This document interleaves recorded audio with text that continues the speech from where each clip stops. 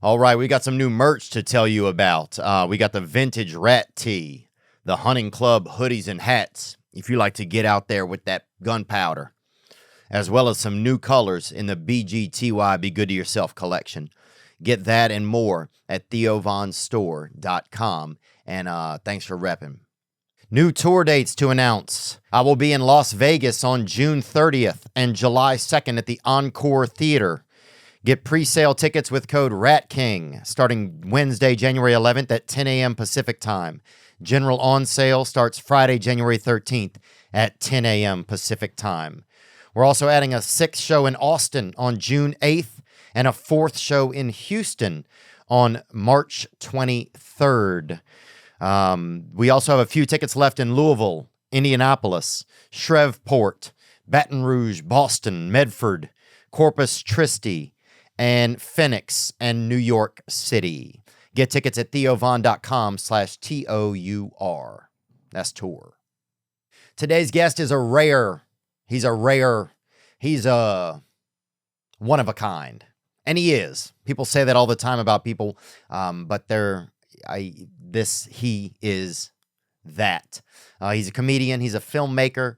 He has a new special streaming on January 28th, live from Madison Square Garden. You'll be able to watch the live stream of it. We'll put that information below. I saw him perform last night. It was unreal. Happy to have him here today, Mr. Louie CK. Shine that light on me.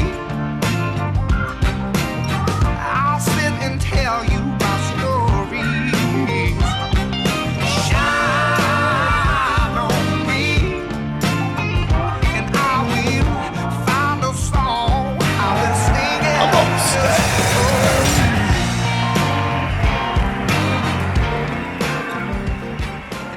I sweat more when it's cold, weirdly. Yeah? Yeah. I get clammy.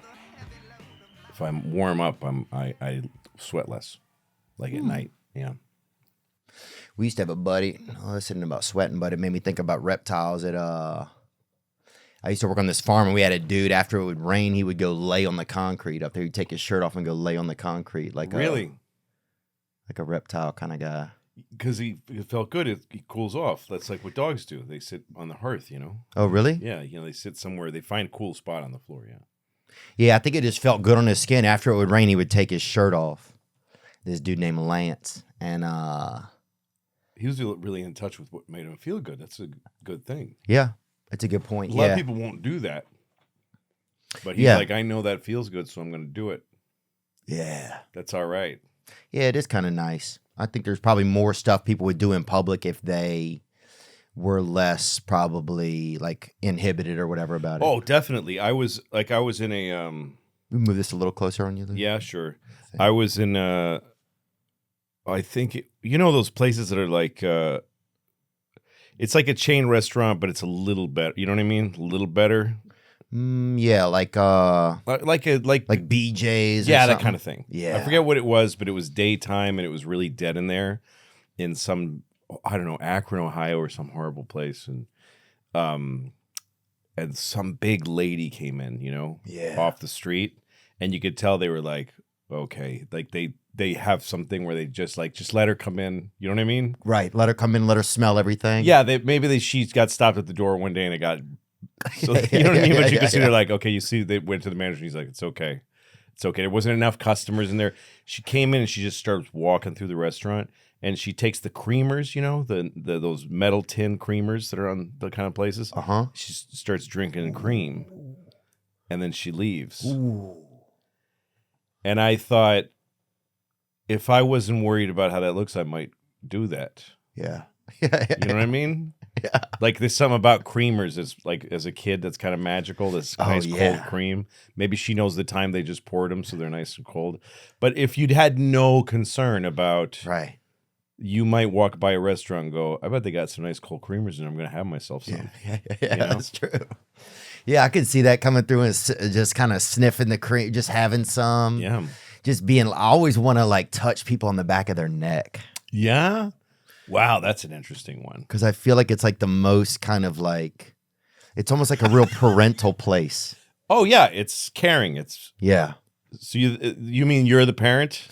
I don't know. I mean, maybe I would dress up in a suit or something, but I don't know if I would be like the parent. But I just, sometimes I want to do that. Even when I'm just talking to people, I want to like, I almost feel like if I put my hand on the back of their neck, we would know more about each other or something. Yeah. You know? You'd be closer. You'd be an arm's length away. Yeah. When I was in school, in middle school, escape that moment. Yeah, it's hard to escape it. So then I think you're there with like the honesty of whatever's really going on. When I was in middle school, if you got in a fight, they made you stand in the hall all day and hug each other like this. No shit. Yeah. Like, what do you mean? Like hands on each other's Hands shoulders? on each like other's you're gonna shoulders. slow dance? Yeah. You and another dude? Yeah. And you're both going, this is bullshit. Yeah, But yeah. for how long? Oh, probably. I think I was out there for 4 hours one time, probably. No shit. Yeah, me and this kid Brad Castleman. And did you have like blood on you from the fight still? And Yeah, it's still pretty dirtied up. I mean, I will. Yeah, he got the best of me. But yeah, we were out there, and the kids would come through during the like, and you try to be kind of cool, like while it was in class, you would try to like just like be like you would kind of relax and be cool with each other, and like, then when the kids with the bell would ring and they would switch classes, you'd be like, "This is fucking gay, dude." You're right? gay. You know, you would like. But then you're alone out there during class time. Yeah, so you'd have to get to know each other. So you really would talk, probably, right? Yeah. I mean, there'd be like a period of just like, man, fuck this, fuck you, man. Yeah. But then you start going. So what do you? Like, what are you doing after school, or where do you is your do you have sisters, brothers? Right? Yeah. You start. Oh talking. yeah, you get into it, and then he became a friend. So I like that. I think there's something a really about that. Smart idea. The only that pose of hands on shoulders. It reminds me of when I was. I mean, that was middle school, so this was 5th, 6th grade. Kids, boys and girls started saying they want to be boyfriend, girlfriend. You know, they started to be that thing. And it was only the cool kids that could do that. Like anybody that was below, in the nerdy or just not popular. Anybody with glasses on was out. Oh, no, you had no currency. Yeah. But all the cool kids got to hook up. Yeah. And so they would be like Mike McDougal and Amanda Stebbins, these real people, are going to kiss. And they did it as a tribe, too. You didn't just walk up to girls. Like, I walked up to girls and said, "You want to be my girlfriend?" They're like, flag on the play, buddy. That's not how it's done. That's like somebody coming off the sidelines and just getting in the play. Hey, give me the get the fuck out of here. Come in and just sipping your cream. No, yeah. So you had to. It would be like they'd decide as a tribe. Mike and Amanda are going to be a couple. Yeah. So Amanda's friends would push her, and Mike's would push him, and they'd have to go to some place and kiss. They're Like gonna by kiss the tree now. or something. Yeah, and they would stand like that with hands on shoulders, just that exact, and they'd be like looking, like trying to look to the sides, and everybody's going, "Come on!" and everybody's, "Come on, Mike, you it!" and like fucking screaming at him, and he's like, and Amanda, don't be that's just whatever, and then they'd kiss, and everybody goes, "Oh!" and that was Queers! it. Yeah, they're both queer somehow. Yeah. And one of them's stepdad was there too. Like, what is that dude? Yeah. doing Why here? is he? Come on, Mike. But it's a similar thing of kids, two young people trying to. Your teach. I never heard that. Your school must have. That's a really creative and interesting. I thought it was. It was one, and me and that guy are still friends. I just saw him a couple weeks ago, and I thought, You still do that thing just to talk sometimes. We should have. Just once in a while, it should be a regular thing. One shining moment. Yeah. Just sing a little. Yeah. It almost reminds me of Lord of the Flies, what you're talking about, because it really was. I never thought about it like that. Like the whole tribe kind of had to agree that Scott and Jessica were gonna kiss. That's right. And then like if you were like a little bitch that would stand there and kind of like just like watch, and like some people were right up there like nudging him in, but some people were in the back just yelling shit. That's right. No, things were very tribal, medieval. There's microcosms there at those ages. Like, I had a friend who was very popular, but he had me like as a side bitch in some weird way. Like I was his friend, but I didn't get to hang out with him we lived close to each other. He lived 2 houses down from me. So he would hang out with me, just me and him. But when he was out with his boys, like I just wasn't invited. It was a weird thing. But one time I was playing basketball with him and some guy from his group came over, and because he was kind of a leader, and he was telling this guy why he's out. And I hadn't seen that before. Like I just sat and listened, and he was like saying, he was like, hey man, why are you mad at me? Everybody's saying you're mad at me. Nobody talks to me anymore. This other guy. Like, why is nobody talking to me? And he said, cause you changed and you're not cool anymore. And he's like, what do you mean I changed? I'm just being myself. And he's like, and he wouldn't give him the information. Like he hadn't done anything. Oh. He's just like, you're just out, man. You're just not, it's not, you should look into yourself and decide. Wow. What did you do? You think about it. It's not for me to tell you. And the poor kid was like crushed because he was part of this group and he was out after that. And you'd never seen him be in that kind of situation. I'd never seen that. And I was fascinated by it. Yeah. And he also did it openly in front of me because I just didn't count, Right. He's like, this is some fly on the wall. This guy will never, But he'll we never were like tell 10. anybody. Everybody was 10 in the story. It's like, where the fuck did he get this sophisticated kind of like Dick Cheney kind of like, you're out, fucking. And like your message, it's Louie CK. It doesn't even matter. Yeah, Get Louie yourself CK. buried. Yeah, I didn't know he was. It didn't matter. He'll never make it to the Capitol to tell anyone. No, I was a servant. Yeah, I'm like the guy who got shot in the face. Yeah. Dude, I remember, what were you just talking about? Oh, you were talking about Friends? Middle school. Oh, yeah. Yeah, it's crazy when you look at a 10-year-old, it looks like they're doing nothing, kind of like they're dumb and their neck's getting longer.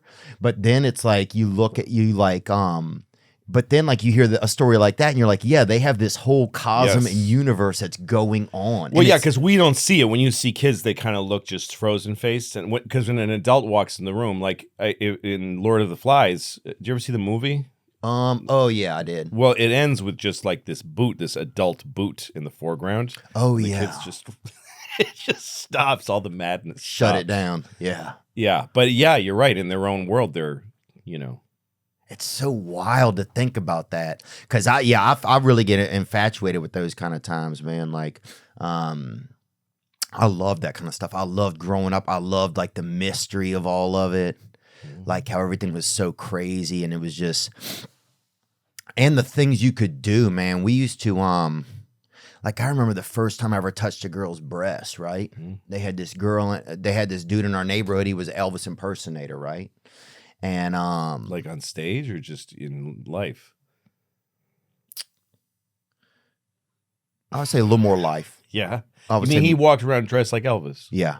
Okay. He walked around. I mean, he did as good as he could to get, to be there, And anyway, yeah, something happened to him. He got hit by he'd broken a leg or something, and they set it like he got it set locally, basically. Had it like somebody do it. So when it broke again, he had like he had a natural Elvis. Yes. So he was halfway to Elvis right there. He had so that he started with that, and then he was like, "Hey, man, thank you very much." Yeah, he just started getting into it. Yeah, he was just a nice guy that was. I don't think even Elvis got started like that. So at least you could say it was grassroots, kind right? Of, right? So, or maybe he had a moment in the mirror where he's like this, and he goes, "I could either walk around like this, or I could put." Maybe it was a way to save it, Yeah, I think it probably saved him some face because he was probably very embarrassed. So anyway. His kids, he made them stay in the yard, right? And he had an electric fence on their yard, and they were Pentecostals. And one of the girls let me touch her breast through that fucking fence, dude. Oh, and she wore a mother's nightgown. I remember she wore like an adult woman. Wait a minute, I missed a connection. Who is she to the Elvis daughter? Okay. And how old were you? I was probably 10 or maybe 11. And she was what? I don't know, 40. I don't know. I mean, in my mind, she was right. She was an adult. She had a little. It wasn't even a tit, really. Anyone with tits was. And it wasn't even a tit. Old. It was like a kid's breast. I mean, it was not a kid's breast. It was swell. Yes. Well, you were a kid. You can't be a child molester when you're a child. Thank you. You're welcome. Thank you. And I want to say that to everybody out there, too. Yes. Yeah. All you kids out there. Yeah. You're not pedophiles. Yeah. But, I remember still, dude, there was just so much fear reaching through that. Oh, yeah. The electricity. So was it a chain link fence? No, it was like a wire, and it's not a barbed wire. Pull up an electric fence, Zachary, if you don't mind. Yeah, it's like on wood, right? It's just a cord. Yes. It's like a very... Oh, so you reached your hand through the fence. Yeah. Yeah, okay. There you go. So there was plenty... It wasn't like you were touching fence. No, but it was so... And she came up to the fence. Yeah. wearing her mother's nightgown. I swear to God, it was an adult. To me, it seemed maybe so adult also too. I just want a little context, Okay. Like before and after. Yeah, it because was what near- I'm picturing with this picture that you're showing of like this fence in a field, which is where electric fences are usually in a desolate place. Right, this was undesolate. I just picturing this girl with like wind flapping around this thing, and then you just come and then you just do this. This was like it's the way you get, like it's scanning your hands so you can get into the chamber. But I mean, but was it in a like way. did you make a plan, or did you see her across the fence and go, "Hi, Becky," and then you came to talk, and then she said, "Would you like to touch my breast?" Was it like that? I knew she liked me. Okay. And I knew that they couldn't get out. Like their dad did not they didn't have a babysitter, so they would just lock the gate or whatever, right? This is the kind of those times. Yeah. And so, Those times for some people. oh yeah, I don't know. I mean, it was like, yeah, in our area, I think if you had a gate, that was your step. That was like your dad. Okay. For a lot of people. Latchkey kid. Yeah, just like that. Yeah. So, but I remember, I got close and she knew I liked her. And I think she'd been a little bit, she had dated. I think she'd been on a date. Okay. So she had maybe a little more experience. I felt like she Yeah, had the that was experience. at that age. There was that thing where some of us had done it and some of us hadn't. Yeah. Oh, and it was such You know? Oh, when we heard that there was a summer where somebody like got a boner or like got a sex on a pool toy or something. Holy fuck. And people were losing their shit. Yeah, the kid who got rejected by my friend, he went rogue. He became a bit of a nut. So then when we were all in middle school or about to be in middle school, he started doing some drugs and stuff. And he would at Halloween, I remember, he would wait till the end of the night and fucking take kids candy. Like he would take full sacks.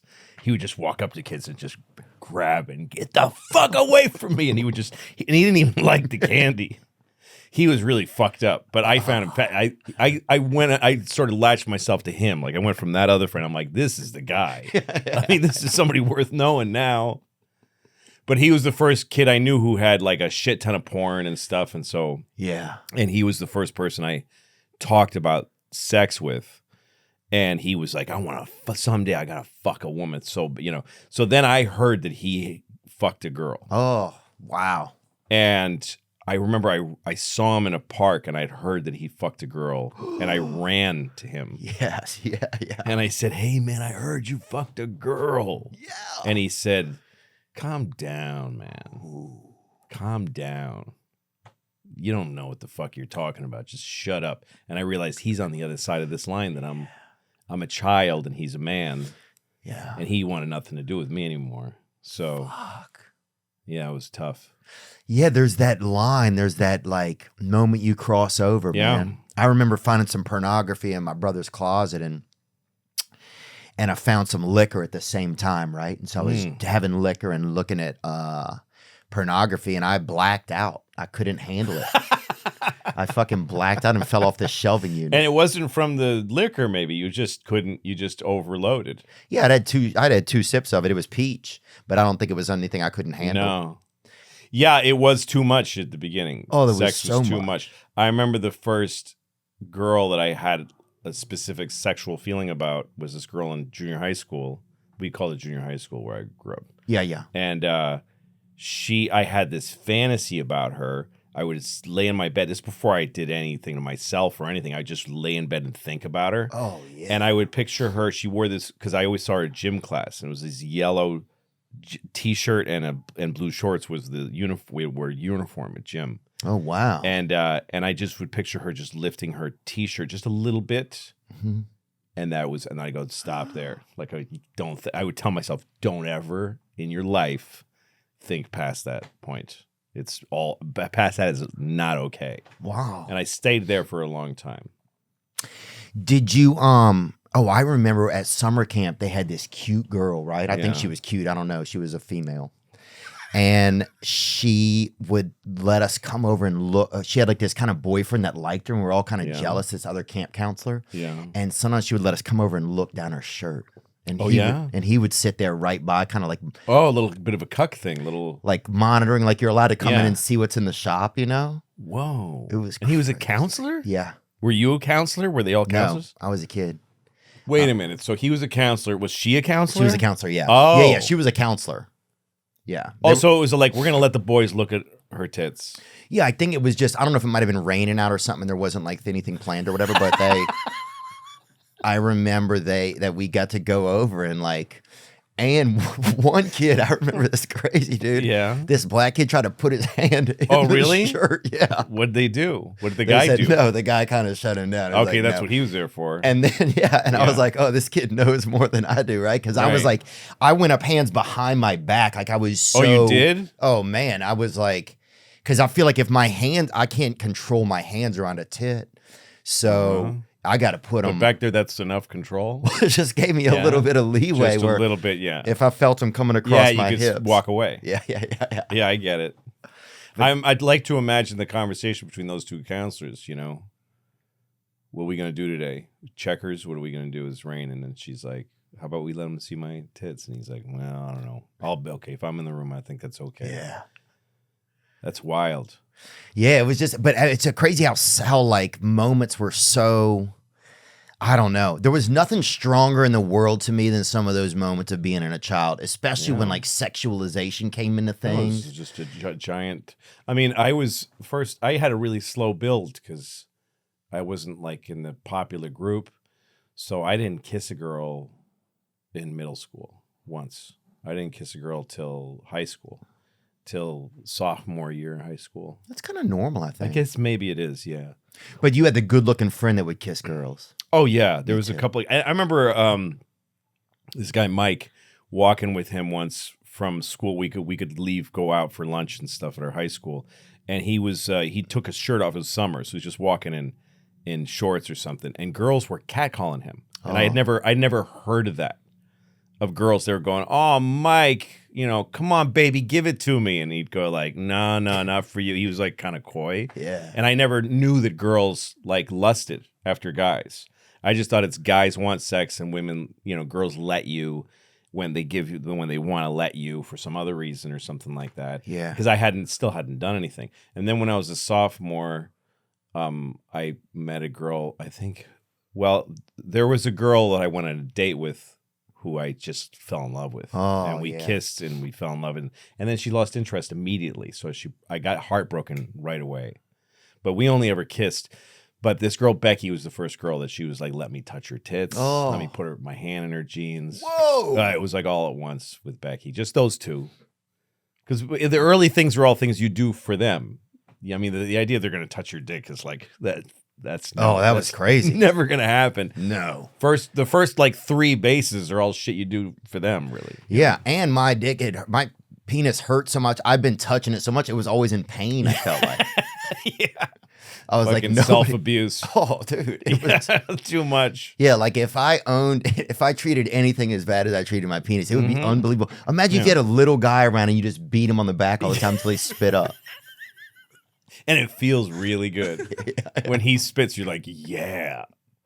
It would be hard not to beat the shit out of that kid every day. Dude. Every day. I would hire other people to come beat him.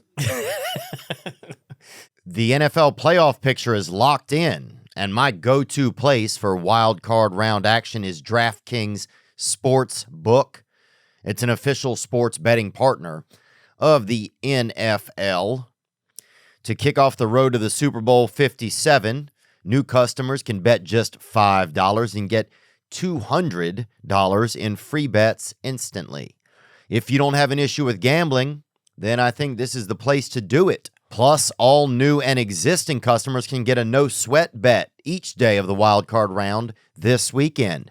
Just place any NFL bet of your choice, and if it loses, you'll get a free bet back up to $10. Action's so good, why bet NFL playoffs anywhere else? Download the DraftKings Sportsbook app and use code Theo. New customers can bet $5 on the NFL and get $200 in free bets instantly. Only at DraftKings Sportsbook with code THEO. Minimum age and eligibility restrictions apply. See show notes for details. Do you hope to grow your e-commerce business in the new year? You may be selling pool toys. You may be selling wristlets. If somebody likes something on their wrist, you know, some people, they show their wrist. They don't want a naked wrist. I understand it. But if you're selling anything, then you might face some e-commerce challenges in the coming year, especially after the holidays with people returning things and things don't fit, you know. Well, I ordered a bikini and this is a damn a onesie, you know. ShipStation can help you figure all of this out. That's right. ShipStation helps you get through things faster, whether you run a side hustle or a giant warehouse. Keep customers happy and fulfill more orders than ever, all while cutting shipping costs and managing it all from a single dashboard. And they have the best rates in the industry, which just got even better with up to 86% off USPS and UPS rates. It's not a question of if you should switch to ShipStation, but why you haven't already. Make the new year the best year and grow your business with ShipStation. Use promo code Theo today at ShipStation.com to sign up for your free 60-day trial. That's ShipStation.com. Use promo code THEO. If you're starting a side hustle or if you have a big business, shipping you don't want it to be hard. You want it to be easy. ShipStation. Make ship happen. Yeah, no, it really is crazy that I feel for little boys because it's like you're a boy. You don't know how to handle yourself. You don't know how to keep your room clean. You know, little boys they smell. They're animals. Yeah. And then you learn that there's this thing that makes you come. And it's like, forget it. You'll rip it off. You'll rip it straight off your body. Like you get as close as you can. Oh, yeah. You get to the point where like, I can't do it anymore. Yeah. Like I need like a week off because it stings. I can't get, yeah. Oh, I want to rip it off and throw it back to Africa sometimes. Like, that's really how I feel, man. Sure. And somebody over there, they'll make a fucking soup out of it. You know what I'm saying? They don't even, it's like. That's what they'll do? Or they I just think wait for white dicks to land. Here's another one. There's another kid who couldn't take it. And they make a soup. Sure. Throw it back to the motherland. Yeah, I love stuff like that, man. Those feelings, all that stuff. Did you have like a role model telling you about sex or anything growing up? No. I had friends and all of us. I remember when my friends and I first started, like the group of friends that I had would talk about sex. And we were like telling each other how it works. And one kid said, well, you put your penis in her vagina and you come. He said that you come, one of your balls comes out when you come. Oh. And it really hurts. Oh, yeah. And I said, and we had sex ed in school. I said, I don't know if you guys paid attention, but that's not what happens. Yeah. I said, first of all, you go in and out. And all my friends were like, you fucking idiot. No, you don't. You just put it in. You don't go in and out like somebody who's loitering at a Hardee's or something. Yeah. Like the door. Doo-doo. No, you just go, he's just like, you just leave it in there. But no, my father taught me, my father's an odd guy, and he sat me down and he said, I think my mother told me you need to talk to him. Oh. I had three older sisters. I was the only boy. So she said, you need to talk to him. And what he told me was, he said, when you have sex with a woman, you need to make her desire you. So you enter her. He just skipped all the like how it works. He just said, you enter her a little bit. You just barely touch her. And then you come out and you withhold. He was Mexican and he had a weird sort of traditional, he'd say, and then you make her beg and beg. Oh. And then you go in again and you go only a little bit and then you just come out again. Wow. And you keep withholding until she can't stand it. Wow. And only then do you really penetrate her and she'll come like a rocket. Like he taught me how to make a woman come. He wasn't wrong. Right. He wasn't wrong. Yeah. But I think you need to tell a little kid some other shit first. Before you get to like how to make a middle-aged woman come. Yeah, that's you know crazy. What I mean? Yeah.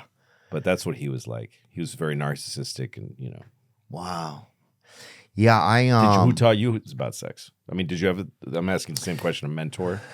Yeah, thanks for asking, man. My dad was 70 when I was born, so my dad was an older guy. Yeah. And so he would always tell me he had dated chicks' grandmothers that were like in my class and stuff like that.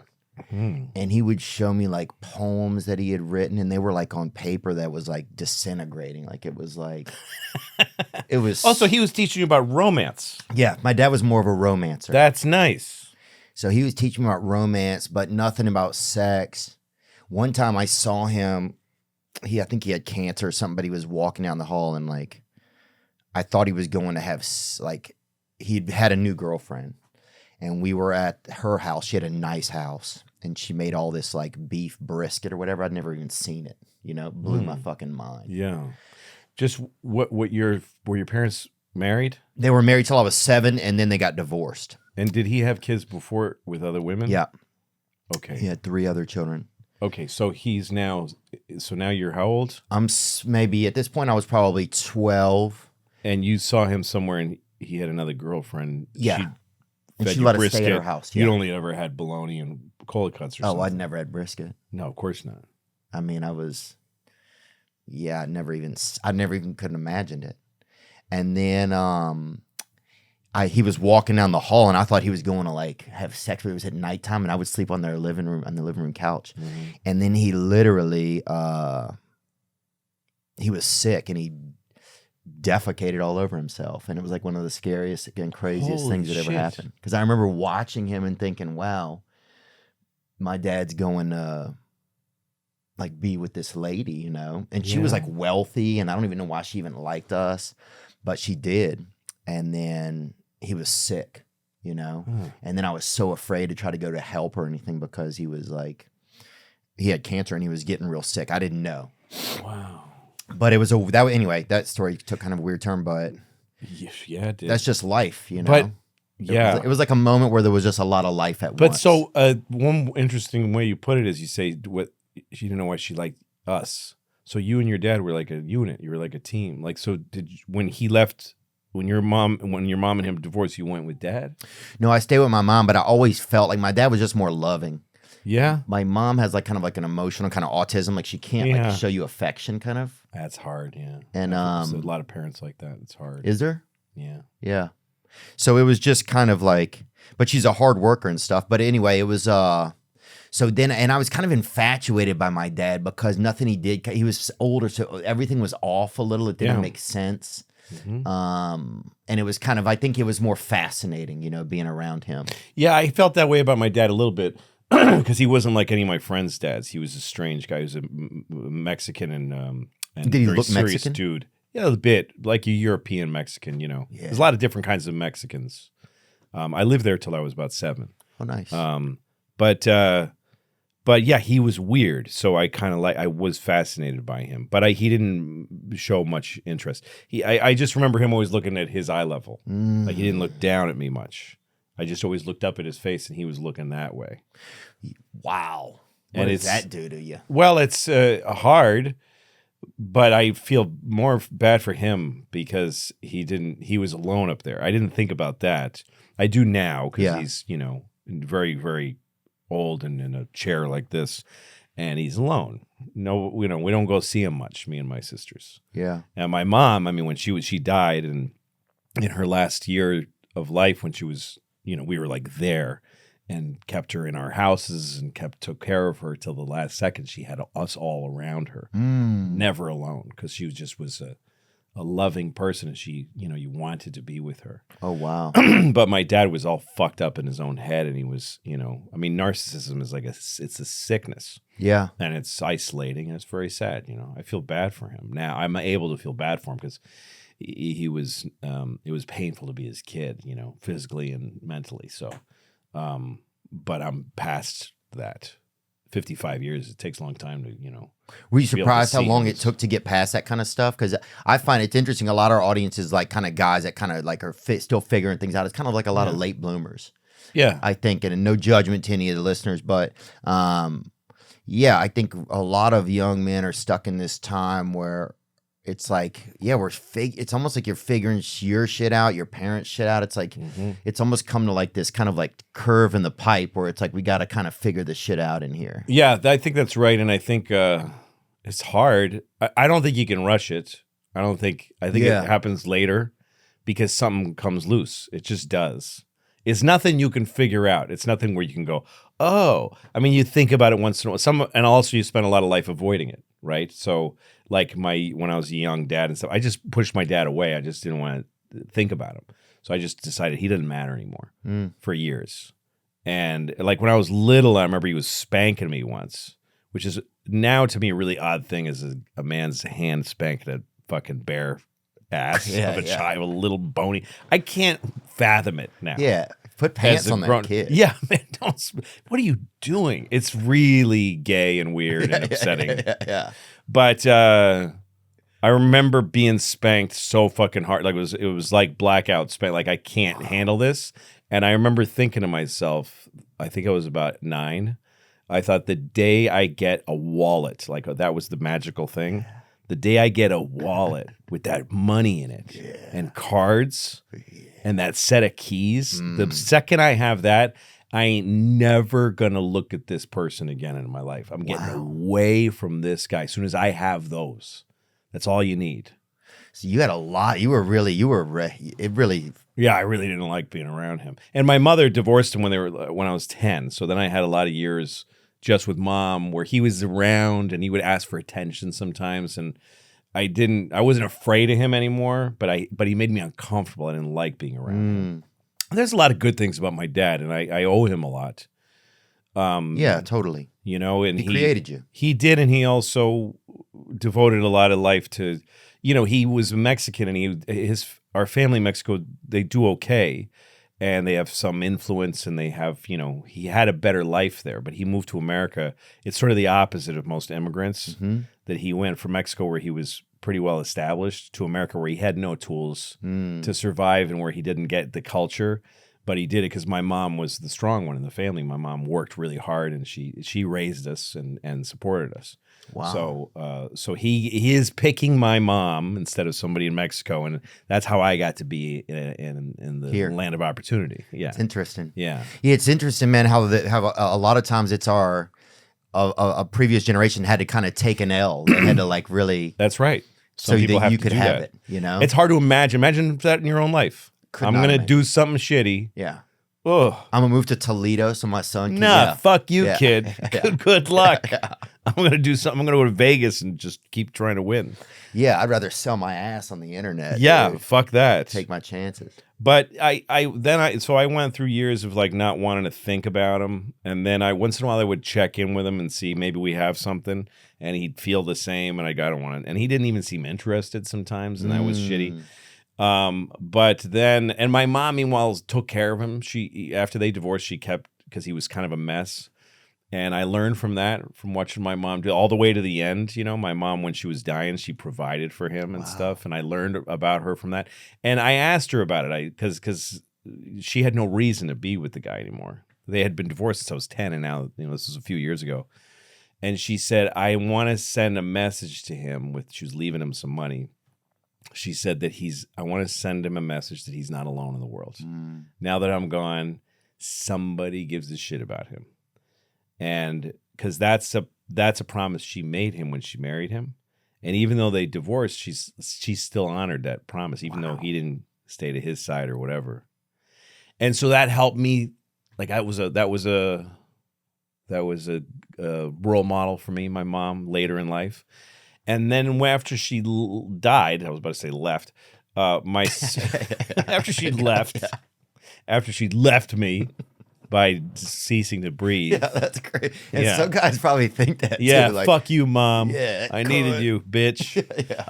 After she died, my sister and I, who were at her a memorial that we had for her, and he came, and neither of us had seen him for a long time. Wow. And we were standing in a room talking about we should where are we going to put him so we don't have to be near him. And then he walked up with a cane, and we were both like, fuck, come here. And we sat with him. And then we had this interesting affection for him because Mom is gone. She would have wanted us to be good to him. And he was so weak and he was so, and I just felt bad for him, and I felt a tenderness for him. So I go to see him once in a while in this place where he lives. And the last time I saw him, I let go of everything. It just all went away. And now I just feel this tenderness. I just feel so sorry for the guy. All that's left, all anger and guilt, all those bad feelings, they burn away with time. They all burn away completely. And so I'm just left with I'm sort of fascinated by him now. I look at when he struggles to talk, and I look at his face and watch it struggle, and I feel for him, Anyway, long answer, sorry, but No, but it's kind of a beautiful answer. It's about how life is, It's like, it's funny when you go back to see like kind of the dragon, whatever the dragon is, and time has affected it and it's changed. And yeah, it's like, all time. It's for your listeners that struggle with it, it's like you can't rush it. And it's okay if you have blocks and stuff. You can trust yourself a little bit. You know what I mean? You'll get there. You'll get there when it's time. Yeah, I think I had a lot of I was ashamed of my dad a lot. I think because of his age, and so I think for a while I had some issues with that. But even over time, that kind of went away. You notice how I would kind of probably look at him, or I would introduce him to people as my grandfather. There's little things that it's like, I start to think, well, I wonder how that affected him, or I don't know. It's interesting, man. I just love all that kind of stuff, like how people relate to one another, and especially from our parents growing up. Did you wish you had a dad like other kids' dads that were younger and stronger and more dad-like, or more... A little bit, but then one dude's, his dad held up the Ready Made with a shotgun for pills, So it was like, my dad just bought a Cutlass, a Delta 88. Remember those cars? Yeah, sure. I remember them well, yeah. And pull one up, Zach. Long car. Yeah, it was, he had a long kind of rectangular car, wasn't it? Well, some of the early ones were. He had a good LTD too for a while. Yeah, those were that hood. Oh. You could just live on that hood. Oh, dude, it was so warm in there. Crazy. There were always 4 cats in there. Yeah, sure. And they would stay in while we drove somewhere. It was those cars floated too, man. Oh. They were comfortable. Oh yeah. I loved cars like that.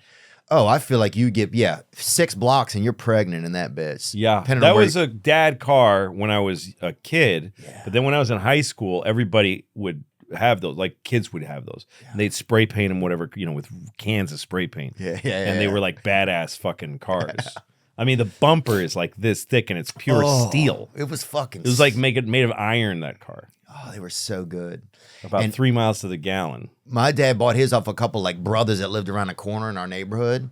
And so it had these big speakers in it, right? Mm-hmm. And so he would drive, and he couldn't even hear, right? They had 22s in the trunk. Mm-hmm. And so he would be listening to Paul Harvey and whatever that is, NPR or something. Yeah. It was with NPR? Or maybe it's just Paul Harvey. What is that? Yeah, I don't even know who that is. But... Good Day. Remember that guy on the radio? Oh, yeah, okay. Or maybe it was Rush Limbaugh, right?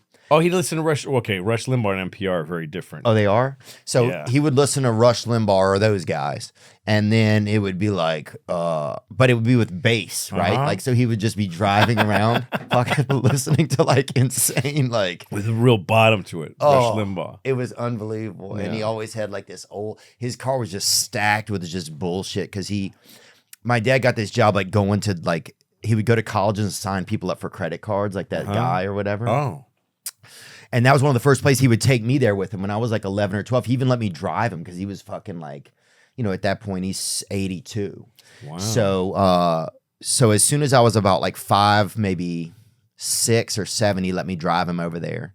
And then I would stand on the table and bark at people to come over and get the credit card thing. Yeah. And I think maybe that's where some of my first semblance of getting on stage or saying stuff or whatever kind of came from. But yeah, that kind of stuff, man. I love thinking about growing up and what happened and how it affects us now. Mm-hmm. We had there was one other little story I was going to tell you. Let me see if I can think of it for 1 second. Dad and the shot guy who was held up a store with a shotgun. Oh yeah, dude. The other parental role models in our neighborhood, it was pretty bad. You'd have a lot of men. I wouldn't have traded my dad for other dads. I wouldn't have. Yeah. I did like that. I do feel lucky that I had a weird dad, that I had an unusual father. My mom used to say that. He's not boring, Right.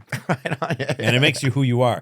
I mean, you have a very specific background and a very, very, a a very rare upbringing. And that's a great thing for you now. Right. Yeah. At the time, it felt painful, but now I Yeah. realize, wow, this was all part of the plan. That's right.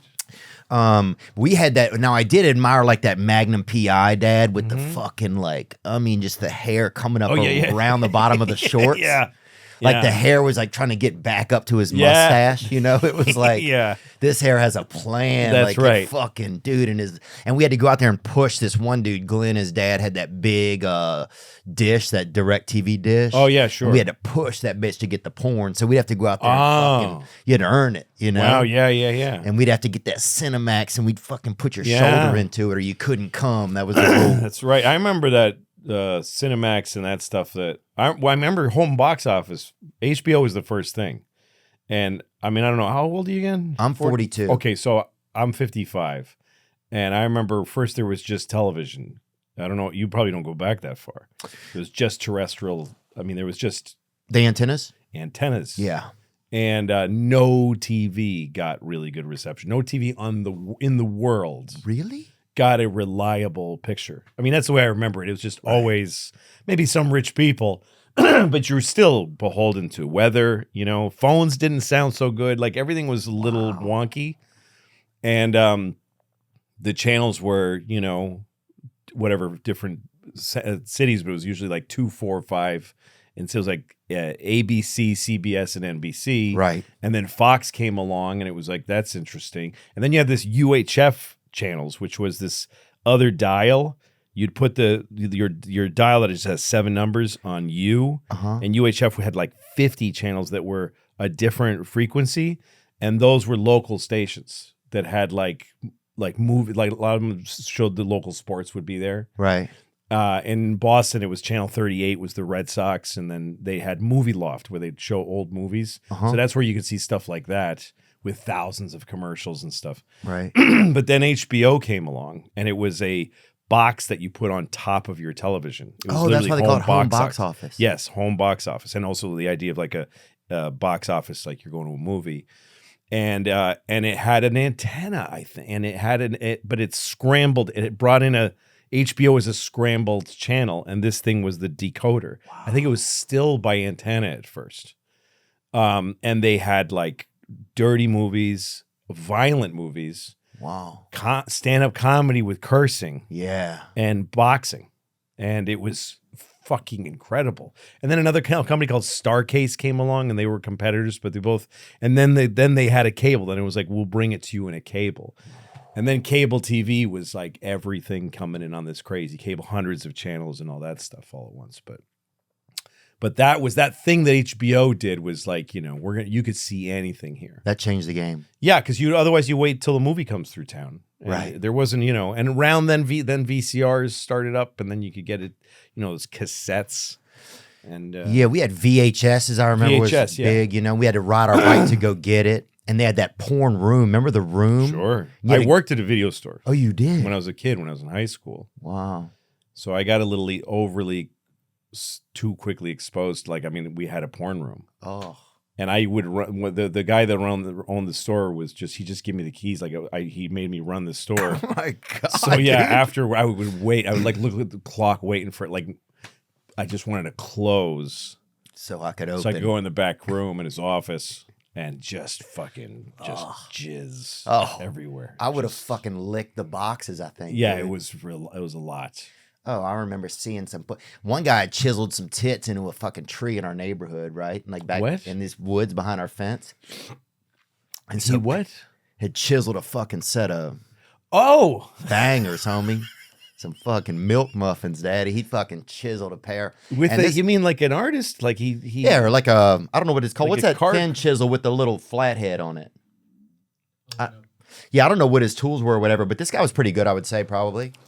And then, but people would go out there and come, you know, ejaculate shit. to it. Oh, you'd see there was porn magazines back there, and it was on this little hill, kind of. So it almost had this That's incredible. native, or I think people said it was Native American or something, but I don't know if But people, you knew the guy that did it though? Oh yeah, oh yeah. Amazing. Dude, I'll tell you another story about the same guy. So one time, me and my buddy, this kid Summerall, were walking down the street. And it was a tree though, so it was like a living tree. Yeah. and there was tits on it that Yeah. he chiseled. And I mean, folks would come and jack off to it. yeah, I don't know touch how it. many folk. Yeah, I mean, it wasn't like people Yeah. with like buses wouldn't stop. Yeah, it wasn't like Yeah. What do you call it? But if- Graceland or something. It was like- Yeah. But if you knew, you knew. You know what I'm saying? Sure. Like, and this was also woods, and people used to go to the woods to jerk off. Huh. And that was something you'd find, I think, in any town. You hear people, there's pornography in the woods. It used to be people would bury a stack of nudie mags. I found a stack of porn. That's in the woods. That was first time I ever saw any of that. Yeah, and they had an Stack. empty, broken washing machine right there, and people would put the porn in there. Right. And so you'd get the, get your get that deal out, and then Now, the first porn I ever jerked off to was some girl, her tits in shorts, and she had gravel all over it because I found it in the dirt. oh yeah, that magazine, Just like pock marks from the gravel. Life is sad, buddy. yeah, but it's real, dude. Yeah, it is. God, That's and all that, there and is. look, in some cultures you still find that. You Yeah. know. So go ahead. I don't mean to interrupt you. So what? So No, that was it. There would Yeah. be, you would ejaculate to that, Mhm. and but it was a different. Yeah, people would go into the woods. It's almost like, you'd bring it back to nature. I mean, my dad, I remember, caught us jerking off one time and made us bury it in the yard, bury the semen in the yard Well, to make it like, respectful or something. yeah. But you would wait a minute. How did he caught? Wait, first you said he caught us jerking off. Yeah. Well, I guess it was just me, but I say us, so I don't feel alone, I think. I do that a lot. Sure, that makes sense. But so he walked in and you would just come on yourself. Yeah. Well, my mother caught me. And then So she went to him and said, he's been jerking off. she told him, yeah, she would always kind of rat me out about stuff like Yeah, that. but the jizz doesn't stay? Like, how did he? No, but he just said, wherever this is, you need to take it and put it in the yard. And that was it. So he just kind of went like that. And... No. It was on a sheet. Oh, it was on a sheet. Okay, Yeah. so the thing you came on Yeah. had to be buried. But I would That's kind of, weird, man. It made me create a respect for him, I think, like and it gave me a kind of an affinity for nature. Sure. You fucked nature in a sense. Oh, dude, I remember my buddy would come over and we would just fucking mount our pillows in the Mhm. different corners of the room. Yeah, when you're preteen boys, when they start Preteen, yeah. there is like a camaraderie in that stuff. Yeah. I had a friend who we used to tell each other stories about girls. Like I'd sleep over his house, and he'd sleep on his bed, I'd sleep on the floor, and we called it telling each other juicers. That's what we called it, juicer. So like he would tell me, he'd say, pick a girl, and I'd say, Gretchen. Yeah. And he'd say, okay, so you and Gretchen are in school, and you're like, you decide to walk home together, and you go to her house, and he'd just walk me through this story. It was good. And then I'd do it for him with whatever girl he wanted.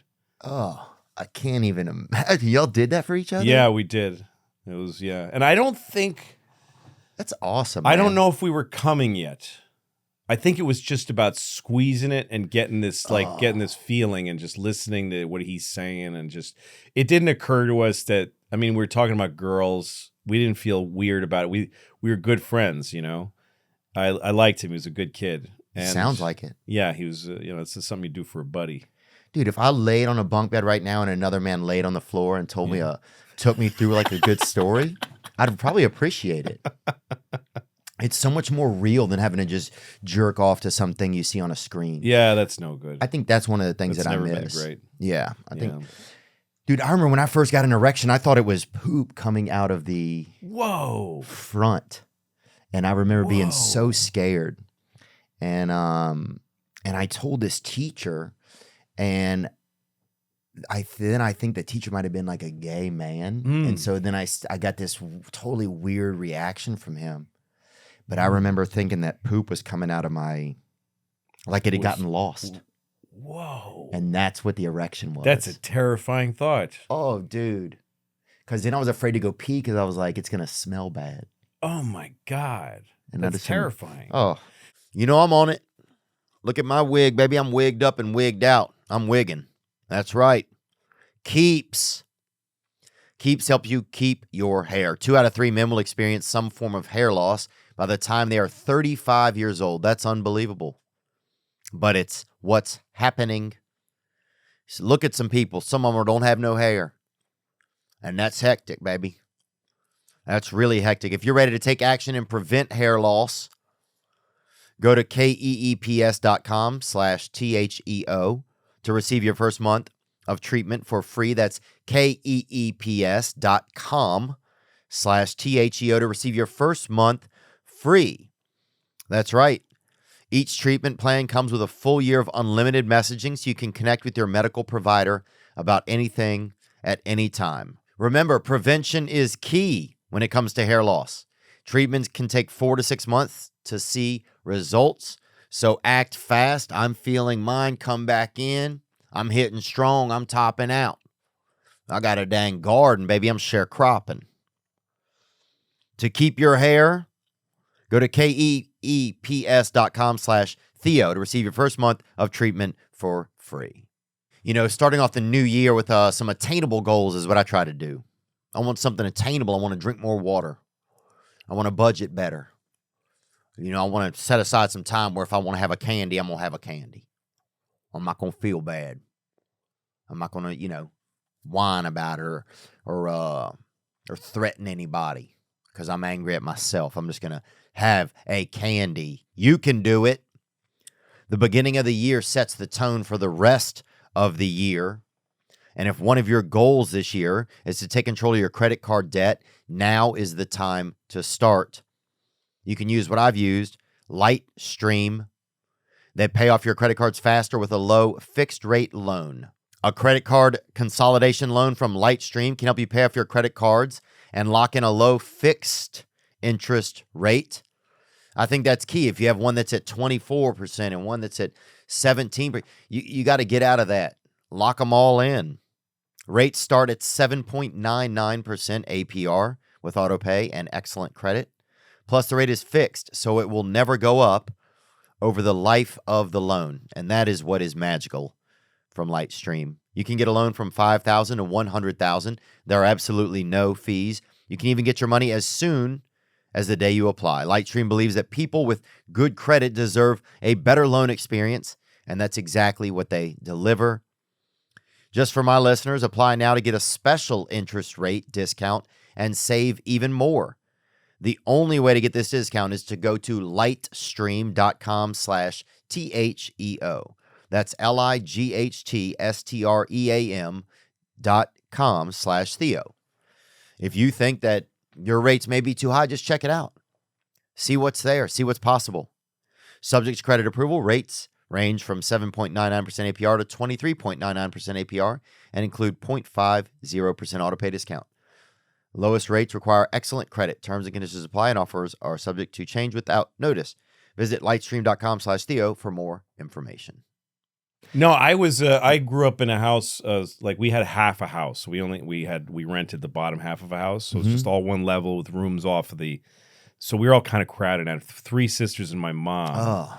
And so when I kind of came online, it was hard to hide it because I was just in my room and whatever stuff was going on. And they all kind of became aware of it. And that was horrifying to me. Oh. It was horrifying that my mom and sisters were like aware that, like, I think I heard them say, oh, that's what my mom was just cheerfully saying. Well, boys have to touch their penises, leave them alone. And she's like, and I'm like, stop, Mom. Because my mom was just too nice, you know? Right. Like I had Playboys hidden as hard as I could hide them. Oh yeah, under my bed. I found a way to put them in the slats or whatever. But I was a boy, so sometimes I would just jerk off and then just leave the room. And so one day I came home and my mom had cleaned my room and she stacked my Playboys for me, like stacked them nicely. And it was just an acknowledgement of my sexuality that I was not okay with. It was horrible. And I appreciate it now. You know? But man, that's so interesting. Yeah, it's like our sexuality, it really is, it's yours. And it's like kind of the only thing that especially like in American culture, you know, it's very hidden. It's like, I don't know, it's the only thing that I had. Like, I remember, I don't know, whatever you're saying, it kind of makes me feel something. It's like, that's my thing. I think I felt a lot in the world like I didn't have everything else was up to someone else. Right. Like the environment I was put into, the family I had to live with, the financial circumstance, the, you know, pedophiles or whatever in our area, all of that shit was somebody else's doing, you know? But this thing, It's mine. it's mine, you know? That's a And- very profound thing you're saying. It's very true. And so I think, because I've always had a tough time with like sexual connection, you know, Yeah. like in my 20s, like I couldn't even, like I had like so much sexual anxiety in my 20s, it was like hard to even engage, you know? Yeah, So it was like, but man, yeah, it's just interesting to hear that kind of stuff. Yeah, because then you take this, you discover this thing, and it is yours in a wilderness, in a world like you're saying. I think it's like that for any kid that age. And then you have this weird task of taking that into the world and offering it to somebody else, Right. and bringing it to their mind and combining it, and that's very scary. And everybody has a hard time with that, I think. I think that's fundamentally why people have like societally issues with sex, and why there's always sexual puritanicism comes from one place or another, Yeah. is because everyone is just not sure how to handle that thing, because it's so tender. It's Yeah. like a very, like I did once, and it's not something I talk about a lot because it's very private for me, but I did the psychedelic drug like therapy once, you know, like treatment with Like ketamine? no, it was MDMA, and I did it with mushrooms too. But I put on, you know, blindfolded, so it's not like Molly where you're at a party or something. But I Right. went in deep, and I saw this version of my sexuality, which was like I saw myself as this baby, like floating in space, kind of like with nothing around, and then not directly from the dick part, but kind of like the umbilical cord, like somewhere in between was this like purple, like cord. And I saw it as kind of like a lifeline, but also an outgoing thing, you know? And I saw it as like incredibly fragile. And like if you could have taken a bow from a violin and rung on it, it would have like made a crazy, like, you know, this sorrowful sound. Oh. Like it was just like, and I saw it as like this deep want, but also something ancient about it. Like to be, I thought, and the thought I had in my head was you need to respect that, and you need to pity it, like at the same time. Wow. It helped me a lot to look at Yeah. it that way and to see it as something that just be careful with that. It comes from a very deep longing, but also a weird wisdom. Like there's so much shit mixed in that. Yeah. And it's so, like you passed out the first time that you encountered it. It's like, it's just so much. And you're given it as a boy, as a fucking boy. You're going, here it is. Here's the craziest thing in the whole world, and it's yours now. But it's yours. So yeah, I mean, to take that and combine it with somebody else and say, I want to share this with you. That is big stuff, man. Makes me And nervous most right people now. wear a lot of armor when they do it. Yeah. They wear a lot of armor. They would do a lot of, they become somebody else kind of people sexually a little bit, or you play a role, or you do something to come at it in a way that you know you're going to survive it and be okay and be, you know what I mean, but satisfy it. It's untangleable. It's a fucking mess for everybody. Wow. It is. It is untangleable. Yeah, I had a girl just kind of break up with me recently. I just started kind of dating, and we just kind of started, and then she fucking shut it down. That's but too I bad. remember being, yeah, thanks, man. Remember I remember being like, the part that kind of upset me the most was I told her that I liked her. Huh. And it was like, it was just so much risk in that for me. Like Yeah. admitting that for some reason there was just so much vulnerability around that. Huh. Like I'm going to say, I like you. Because I was afraid that the truth would be that she didn't like me. And I think it goes back to some of those like this kind of pain that's not even, I don't even know if it's mine, but it's just been in my fucking in my DNA or somewhere that yeah, you're going to share, you're going to say, here I am. Yeah. And somebody's going to say, not today, right? You can sip out the creamer, That's but weird we because need you're you to a comic. Because I don't have. I love telling women I like them. Really? I love it. Wow. And since I was a kid, I was like that. When I started liking girls, I'd walk up to them and say, you're just beautiful and you're great. And I want to to go out with you or whatever. And then in junior high school, before I'd ever kissed a girl, I learned a thing, which was that all the hottest girls, the top shelf girls, they'll talk to you. They like people. You know what I mean? Like they'd be aloof if you're trying to pick them up. Mm-hmm. But I started making friends with them. And I got to know them really well. Like I talk on the phone for hours with like the hottest girls. What? And I just liked being near them. I just liked knowing them, you know? Yeah. And I would tell them like I would tell them I'm attracted to them, but I accepted that it wasn't, you know, I wasn't in the market, you know, Right. the marketplace. But it never bothered me, the thing of telling. I like it. If I meet a woman I like, I kind of want, I had to learn how to slow down and not tell her too soon. I want to tell her right away. Yeah. I want to tell her before I meet her. I want to literally send out a mail now. Yeah. You just want to say, hey, I want you. I like you. You're great. This the thing about your face, particularly the way you walk. Yeah. Because that admiration is just a huge, huge thing. Yeah. But it never bothered me to be rejected. It never bothered me. Wow, You know? that's nice. amazing. Because most women, even the snottiest women, would be nice about it. You know, if you go up to the head cheerleader and like, you want to be my girlfriend? She's like, aw. She's like, No. give me an N, give me an O. You don't get her, but you know, you get to have a moment with her. That's true, dude. Yeah. Yeah, there was nothing better than like making a beautiful girl laugh. That was always like, if you could do Yes, that's big. that, it was like, what? This is a way that I can get to women somehow. Like, this is a way, this is the only way I have to, it's like, you know, I think there's something in that. We're all just trying to use some way to get to one another, you know? That's right. It's natural. It's how you figure out what's good about you, and then you put it out there. You go, Yeah. here's my thing. Shop's it's like open. the anglerfish that has a glowing. He's got a thing and it glows. That's his lure. Oh, it is? Deep sea anglerfish. It's the ugliest fish in the world. Bring him He's up. got I think it's called a deep sea angler, and he's got a little stick on his head with a glowing thing on it. And it's a There he wiener? is. Yeah, he lures. He lures chicks. Oh, yeah. Huh? That's actually the woman. So what happens is crazy. What's fascinating, I just saw this the other night on a show. That fish floats around with that thing on her head, and the dude is really small. The dude is like the size of like her jaw.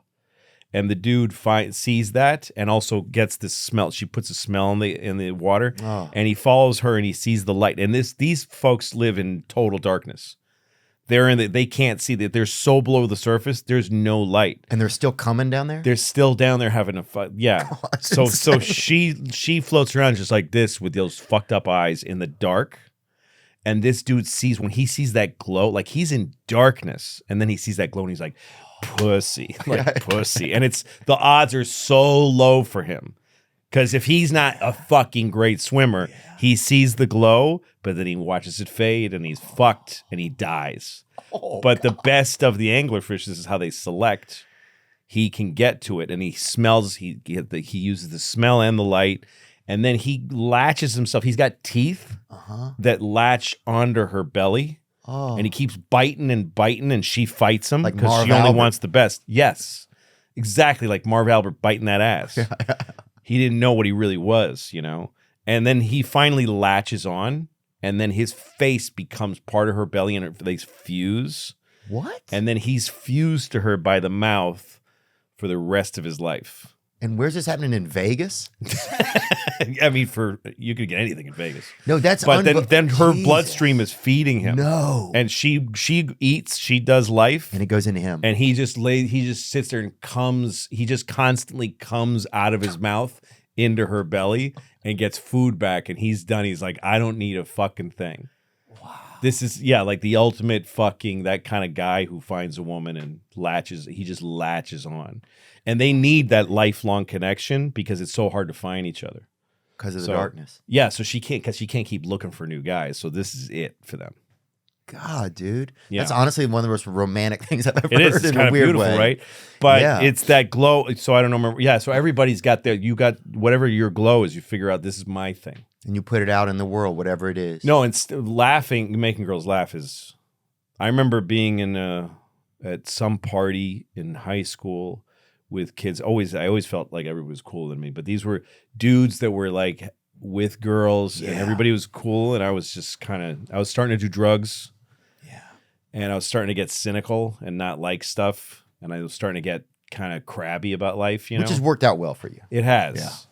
And so these girls, really cute girls, were with they're all being dudes. They're like wearing shirts that show off their shoulders and their tan dudes. And their shoes fit. Yeah, perfectly. Yeah. And they're like cool dudes. And they're starting to get a little sensual, like, you know, getting into, like their haircuts are a little 80s and stuff.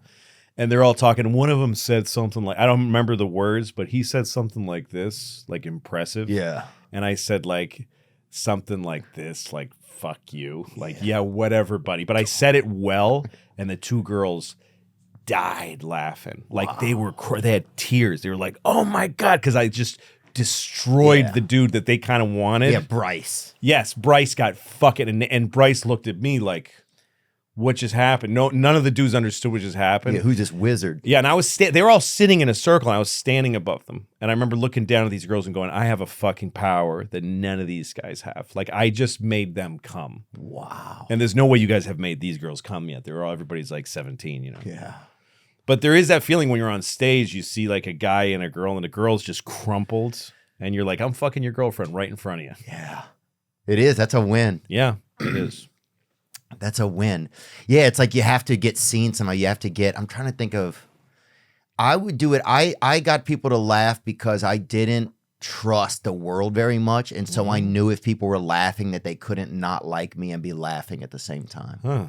It was like this moment of solace, like, yes, it feels, I recognize that feeling. Yeah. it's like I could take a moment. Yeah. I want to talk about your movie. I want to talk about your show from last night. I have to pee really fast. Yeah, I'll pee too if you're going to Let's pee. do it. Yeah, dude. Yeah. Dude, the show was awesome, man. Oh, last night you came to my show. Yeah. Thanks, man. Thanks. Man, Thanks. it is. Yeah, you are it is. I felt like I left out of there with like shit on my shoes, kind of, but it was your shit. I didn't mean to shit on your shoes. It's not the goal. I know you didn't. But that's what happens with fellow comedians. Yeah. I know what you mean. How long you been doing it now? I've been doing it maybe 18 years, I think. Oh, that's not very long at all. Is that true when you say that? Yeah. That's a really short amount of time. Yeah. I mean, you got it all ahead of you. Yeah, I'm starting to feel like that. I realize that I need to get out. Like, I love telling stories. So I love telling stories. And like Jerry Clower is like my favorite comedian. I don't know if you're familiar with him, but he was like, he's one of the best selling comedians ever, like of like albums and stuff. But he was like he was like this kind of Southern storyteller. Mm-hmm. But I love that kind of stuff. But that's him right there. Yeah, I know that face. Yeah. So but yeah, I walked out and I was like, Jesus Christ, who am I anymore? This is what I felt like walking out of your show. Like, are my beliefs intact? I remember even going like this when I walked out. Yeah. What gives you a kick when you're up there? Like, do you find like, is it still the humor that gives you the kick? Is it an uncomfortability? Is it like a control? Do you have any sense of that kind of? I think it's a lot of things all at once. That's probably why I like it. Because there's a shitload of things firing at the same time, you know?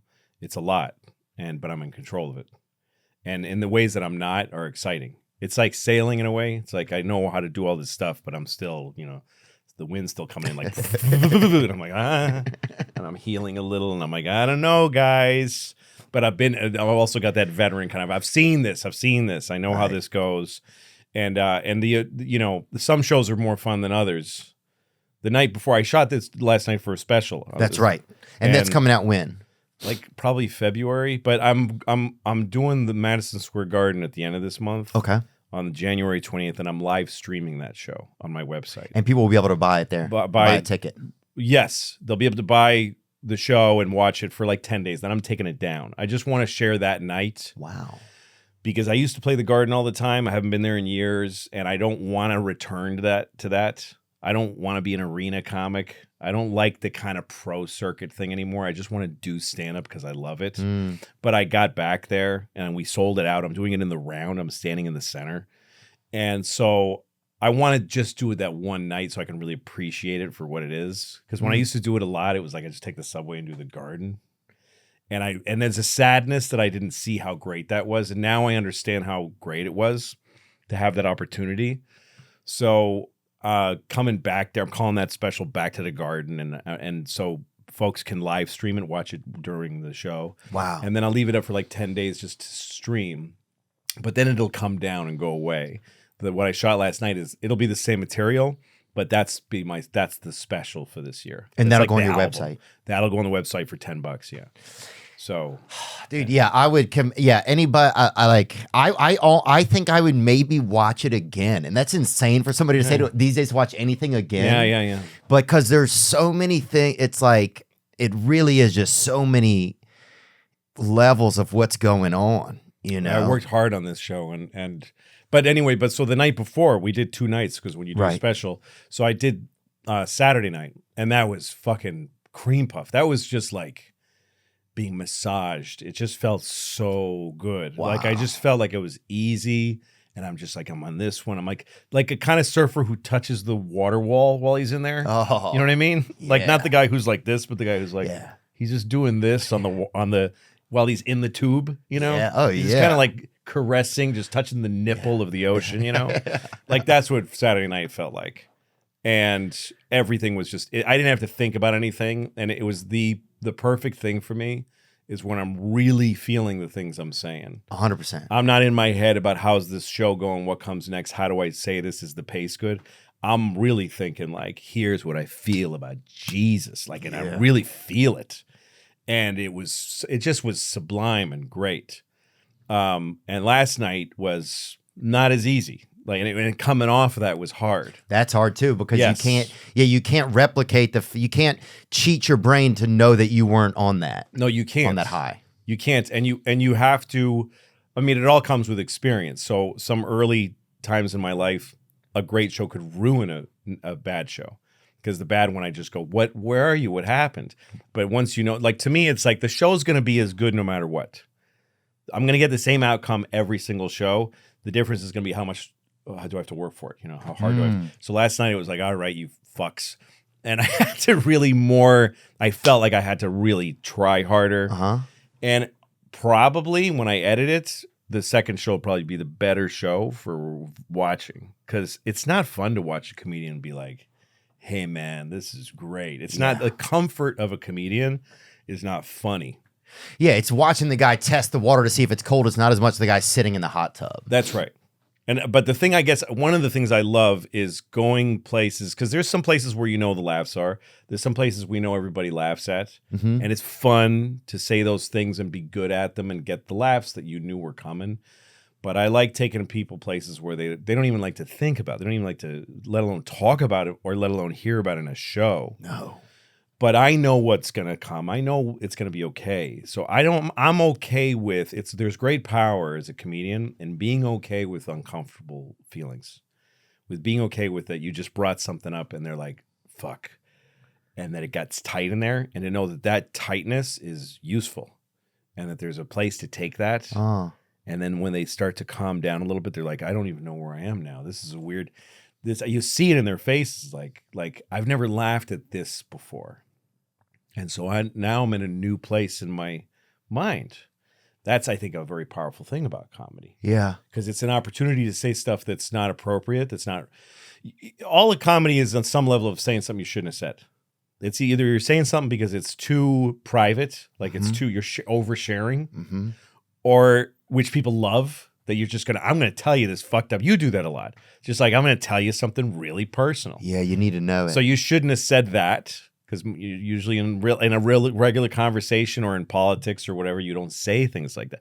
The other you shouldn't have said is because it's so stupid. Just a stupid thing. Everybody knows that's not true. What are you saying? Yeah. The other one is, that's fucking crazy. That's crazy. That doesn't make any sense. These are all different kinds of humor, but they're all based in saying something you shouldn't have said. And then the other one is like, man, that's not cool. That's not cool to say that. Nobody likes that. That makes people mad. And then there's just like, that's wrong. That's morally wrong to say that. Yeah. And all of those things, if you can take people to those places, which are all fear places, fear of intimacy, fear of the insane, which is like an interesting kind of fear, you know, fear of of truth or fiction, you know, and fear of castigation by the masses, you know, and fear of morality, of badness. If you can take people to those places and make them laugh, make them happy to be there, make them feel like this is okay, then suddenly they're there safely. And that's expanding where you're willing to go with your mind, you know, because this is a cage, you know, and it keeps you from seeing life. There's so much to life outside of what you're supposed to be thinking about. That's a narrow trip, man, you know? So either way, the trip life is short. Right. So if you could do short narrow, or you can do short broad. I mean, it's a little highfalutin, but it's how I feel about it. No. It's honestly how I feel about doing stand-up. It makes sense hearing you say that and watching you. And sometimes also it's just joke. It's just, I love the mechanics of jokes. Yeah. I love, like, I just got a new fucking joke. Oh, there's you know? nothing better, dude. It's literally like pulling something out of your ass and getting everybody to smell it and they like it. And they like it. And now you're like, I have this. Yeah. I always think of it as going healed, you know, like in the Old West. Like once I have a set, like after I put this special out, I'll be fucking naked again. I'll have nothing. Yeah. But when you go back to the club and start then you get a set together and you put the gun belt on. Like I can go anywhere now, you know? There is a power rush to it, I think, also. And it makes me feel proud of myself. Like I used to think for some comedians it's about love. It's about feeling accepted and loved. But for me, it's not that really, because I feel weird about that. I feel weird when I feel like when people stand up or they show a lot of adulation, I don't know what to do. Like it's not comfortable. It doesn't make sense. That doesn't feel human. Oh, that's interesting. I can relate to that. Yeah.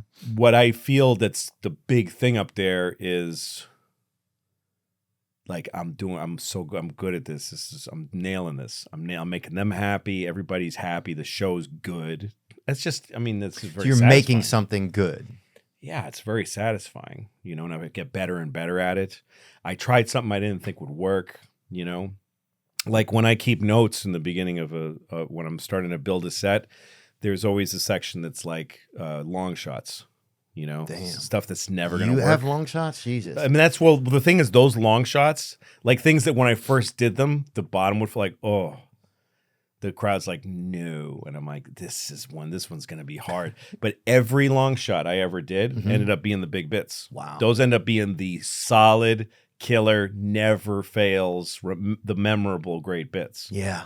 The bits that I'd start with that were like, that's a slam dunk, that's a slam dunk. They start fading as the set gets more mature. Because you don't love them as much. No. I mean, you like them. Yeah, they're whores. But they're not fucking wedding rings. Fucking whores. Yeah. Like, yeah, you're all right, but, you know, come over if I don't get anybody else. Yeah. You know? Wow, dude. Yeah, I can totally understand that. I can see how, it's interesting that it's not about the affection. It's about creating something that makes you feel pride in yourself. Yeah, it's pride in yourself. I mean, it's a little more self-love than it is love from them. Yeah. You know, I guess. But that's okay. That's what we need. You know, I mean, we're all just trying to like find some way to, you know, to feel okay. Yeah, I noticed. I just started telling more jokes, like talking more about Jews and stuff in my set a little bit. Like, because I've always just been afraid. Because in LA, you can't even say the word. Right. It feels like you just feel scared. Yeah, but I didn't. Scared just now when you said it. Yeah, I just didn't have any Jewish people by us growing up. So to me, it's just like. But Yeah. my Jewish friends are like, dude, this fucking shit is great. It's like, but for so long, I was just so scared to even. Well, here's why your Jewish friends like it, because they never hear it. And the thing is, the best way for people to get to know each other is to hear the voice of somebody who finds they're alienated from a group and talking about them. Like I remember years ago, Tracy Morgan, and I don't want to like get him in trouble or whatever. He'll find a way. Yeah. He did a joke about if his son was gay. And he said, I'm going to love him if my son is gay. I'm going to love him like any father loves any son. But if he comes in the room and is like, hey, daddy, I'm going to stab that little in the throat. Now I just caused 70 problems. But the bit was so brutal. And he was like an early version of like, you can't say that. And he had to go to like homeless gay centers and listen to people that were, you know, suffering. And he had to go on a big apology tour. Wow. And they shut him down. And I thought that was a shame because there's such an opportunity in that. He's telling you what it's like to be him where he's from. And by the way, he's describing a conflict. I'm going to love my son, but I don't know how I'm going to handle him acting effeminate because my community. My community doesn't honor that, and they think that is weakness. And yet, we're working and living in Hollywood, where he's probably met gay people who he looks up to now. So that's why he's got a conflict now. Totally. So the way he dealt with the conflict is with comedy, by punching through it with a funny, brutal phrase. And there's so much to that. There's so much to be learned from that, and it'll help people on both sides. Do you know what I mean? Yeah. So it's fun to watch people that don't know a group talk about that group.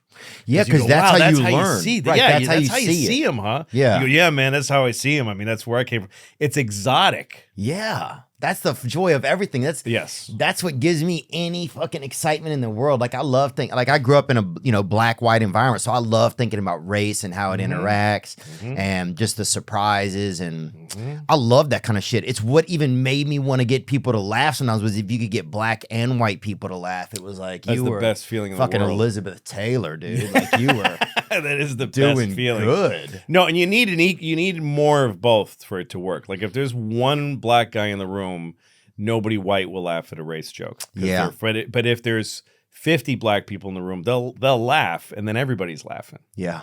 Because you got to bring 49 other black people yourself. You need it for when I worked at well, that's not a worthwhile story, but at least you know that. See, that's the power of the experience right there. Yeah. Let's cut bait with that one. That's not worth it. But I got to tell you something, because like last night, so you know the feeling when you do like, I don't know what level you work at with stand-up. Like, what's a room you would work around here? Not like, do you do theaters and stuff? Theaters, yeah. Okay. So, but the Comedy Store, but I mean, yeah, like, I'll do a couple 1,000-seat venue probably. Okay. So when you do a big show that's like a concert, right? It leaves me feeling this very dry feeling. Like there's adrenaline in my system, which is uncomfortable. But also now I'm alone. Like suddenly you're backstage, you're alone. Yeah, it's very strange. Yeah, they're all couples. I mean, some guys travel with an entourage, people that keep them warm. I don't do that. Yeah. So I have opening acts, but everybody's off in couples and groups having fun, and you're alone all of a sudden. So I'm always left with this fucking. And last night I felt it a lot, because I had to put a lot of pressure on last night's show, because I needed to clean up anything I didn't do right night one, and it's for the special, you know. Right.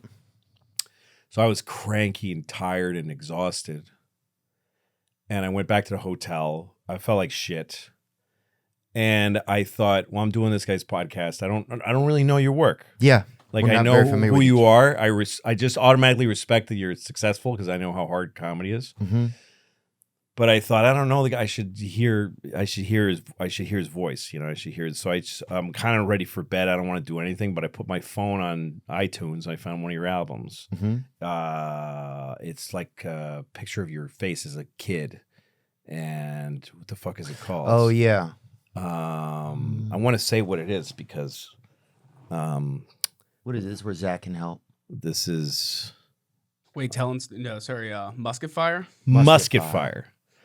So I put on Musket Fire as I'm kind of getting ready for bed, and Jesus Christ, I mean, I was looking for something to, like, maybe I could pay him a compliment on something, like, you know what I mean? Like, I just want to be respectful and know who he is. And I was laughing so fucking hard. I was just out. I don't know how long it's been since a comedian has done that to me. I was just laughing my ass off. It's also a really good album. Like, it sounds good. And I don't know if this is what years this stuff is from. It's probably from a few years back. Yeah, you're like hungry. You're like a hungry comic, but you're so. I mean, I'm just looking at the track list so I can remember the bits. The thing, I mean, where where the title comes from, where you said about your father being 70. Oh yeah, and that you were the only sperm. Yeah, and that you had to, like, shut the window. You had to close up the nuts. Yeah. And then you passed to, like, a skeleton sperm, and you had to sweep the floors. Yeah. Oh my God, it was so fucking funny. And then this story about Brad Pitt. I mean, you have a shitload of weapons. Oh yeah. You have, like, you know, like, I think of comedians as pitchers sometimes. Like, some guys have a fastball. Yeah. Some guys are closers, so they just come with heat, you know. And other guys they can protect their fastball with off-speed stuff. You know what I mean? I mean, you have long stories that you tell that are dizzying. I don't know how you come up with. It's like, and every story has. It's like a Christmas tree with so many ornaments. Oh, thanks. But man. then also when you're just doing straight ahead observation about life and sex and whatever, just talking generally, which is two things for comics, is speaking about their experience and their feelings and their experience is one thing. But then the other one is like, here's how I see the world. And you do both with like a it's strong as fuck. I mean, thanks, man. I listened to the other album, the hamsters in the bag. Oh, yeah. You called it Louisiana Ivory or something like that, right? Oh, yeah, the Ivory of Arkansas, dude. Arkansas. Yeah, because they busted a guy with hamster bones in our town. Yeah, and you figured out it must have been like 2,000 hamsters or something. We had to have a lot. And this story where you're in bathing suits with your friend, we're in wet bathing suits surrounding a bunch of monkeys in a Wendy's parking lot, which is a poem of a sentence. Is there any truth to that story? Did that really happen? Yeah, that happened in because our town was where. Thank you for the compliment. That's nice of you. Sure. It'll probably be one of the best compliments I ever get. Well, it was shocking. I was like, how have I never heard this guy? Yeah. What fucking great. Thank you. Well, Anyway, it's go on. crazy how we just don't get, some people you don't know about people, Yeah. Yeah, well, comedians are single. We're not even like tennis players that are one-on-one. We're just one. Right. We're like kings on the chessboard, you can't Right. sit on the side by side squares. Yeah, that's really interesting. You kind of just marvel from afar. Yeah. Which I think in a weird way is how I've always connected with people anyway, is just this space. Yeah. There needs to be this space, to have a connection. So getting even closer, even more vulnerable, even with comedy and stuff is a thing that's like, that's one thing I'm watching you. I'm like, Jesus Christ, what part of this dude is even talking? Like, how is this guy speaking from the bottom of a fucking wishing well of himself? Like, where or what? Like, and it's like, I don't even know what part of me is listening to you. It's like, it's like a fucking violent baby that likes to fuck. And he's front row and he has no diaper on, dude. Yeah. But he's fucking right there. And I'm like, where has he been? I didn't know he was in me. And then I see couples watching you. Yeah. And I'm like, does Louie, I almost feel like he marvels at their ride home in the car. Yeah, I do think about that. Yeah. That's what I was thinking. What do the groups say to each other? What do two guys say to each other, Because that's hard for people to talk about something like that after, I think. They don't want to be the first to say they liked it or didn't like it. Yeah. Some people don't like me in my audience. I can see it. Wow. I see faces of people going like, this isn't that cool, man. And they came. I appreciate that they came. Like I used to think like, why the fuck are you here then? Well, because if you need to look at a bunch of faces just loving you. But it's interesting to look at people that are just like, and it's interesting to me that they came. That they came to see who goes to something that they don't want to. It's like going to a fire, but being like kind of like. Yeah. People do. People like to. They want to see. I think that's different about comedy than music. Wow. Music, you're a fan. Otherwise, you don't waste your time. But when a comedian gets bigger, I think there are people who are like, well, I want to find out. I don't like him, or I don't like what I've heard. Yeah. And there's also people that I used to have it more, but you see that there's people who just came because you're a name. Right. And they really didn't pay attention. And some of those people are horrified, I mean, at the height of my career, I could see people leave because they're like, I didn't know he was going to talk about any of this shit, And it was weird because the build up to it was just only people who loved what I did. When you get at the first stage of getting notoriety is only devoted fans who love what you do telling their friends. And that grows exponentially, but it's still people, they only tell a friend they know will like it. So you have just a perfect crowd for a while. Oh, yeah. But then if you get more popular, people start coming because they heard about you. You start being more accidentally noticed. Yeah, people want to yell. Sometimes people just want to come and yell something. Yeah, they just want you. to be at a thing. So you're starting to get more kind of like casual fans, and they're not fun. They're not into it. Yeah. And it starts getting, you feel the weight, it starts getting heavy. The whole thing gets a little waterlogged. I think it happens to every comedian. I think, and there's a few years of my career where I felt like I was starting to get a little shitty because I was losing my bearings, That's fascinating, man. Yeah. It really is. It's interesting to hear because I've had experiences where it's like you get so many fans and podcasting help create that. Yeah. And this other alternative world, like because you had one thing that you'll be able to say for yourself, I think, even as a human, by the time you get to the end of your life, is you've gotten to have almost every experience. You think so? I think so. You've gotten to have a lot of them. Did you? It seemed. What do you mean? I mean, I don't know about all your experiences, but you've gotten to have success. You've had success like in the mainstream version, Yes. and then this other version. And I don't want. And I'm paraphrasing myself because I don't know exactly what I'm saying, but this other version of success, like kind of in this alternative in this. Do it straight to your fans. Yeah. Straight to consumer. Yeah. The movie, the 4th of July, like. Yeah. Dude, unbelievable. I was sitting there sending Joe List messages like, dude, you are so fucking good. He's good, right? Oh, and it just captures who he is Yeah, so yeah, much. yeah. It's like, Yeah. how do we get this special piece of Joe that's like just so like perfect, That was the exercise, yeah. I mean, it was awesome. It made me inspire. I can't believe you guys nailed the ability to capture everyone.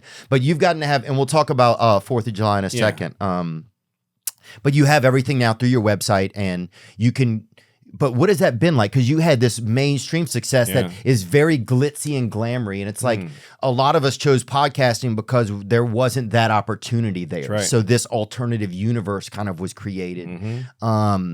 What has one been like and the other been like? Well, I mean, I had first so many years of just struggling, like I started when I was just 18. I think the first time I ever did it, I was 17, but I started really trying at 18 in 1985. It's a long fucking time ago. It's 38 years now. Wow. But from 1985 and when I was 18 till I was, I was a Boston comedian for years, just trying and failing and then I moved to New York and I started to get some sense of power, but I tried writing for TV as a way to make a living because I just wasn't making it as a comic, but as a stand-up, I worked until it wasn't really till I was like 40 that I started to really like hit.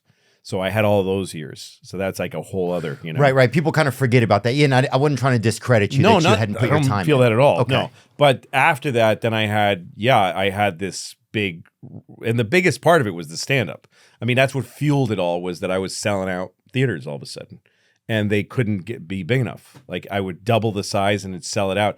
I would put a show on sale and it would sell out in a minute. Wow. And there wasn't a room in the world, like there wasn't an indoor space in the world I couldn't book. Like me and my agent would talk about, where do you want to play? Like, let's go to London, Royal Albert Hall, if you feel like it, Wembley Arena, just any place. Stonehenge. Yeah, fucking Madison Square Garden, weird amphitheaters in Athens, Mr. McGregor's Greece. Garden, fucking anywhere. Anywhere. It was crazy. Like, I remember I would talk at one point about playing Central Park, like Simon and Garfunkel did. Wow. Like, it was crazy.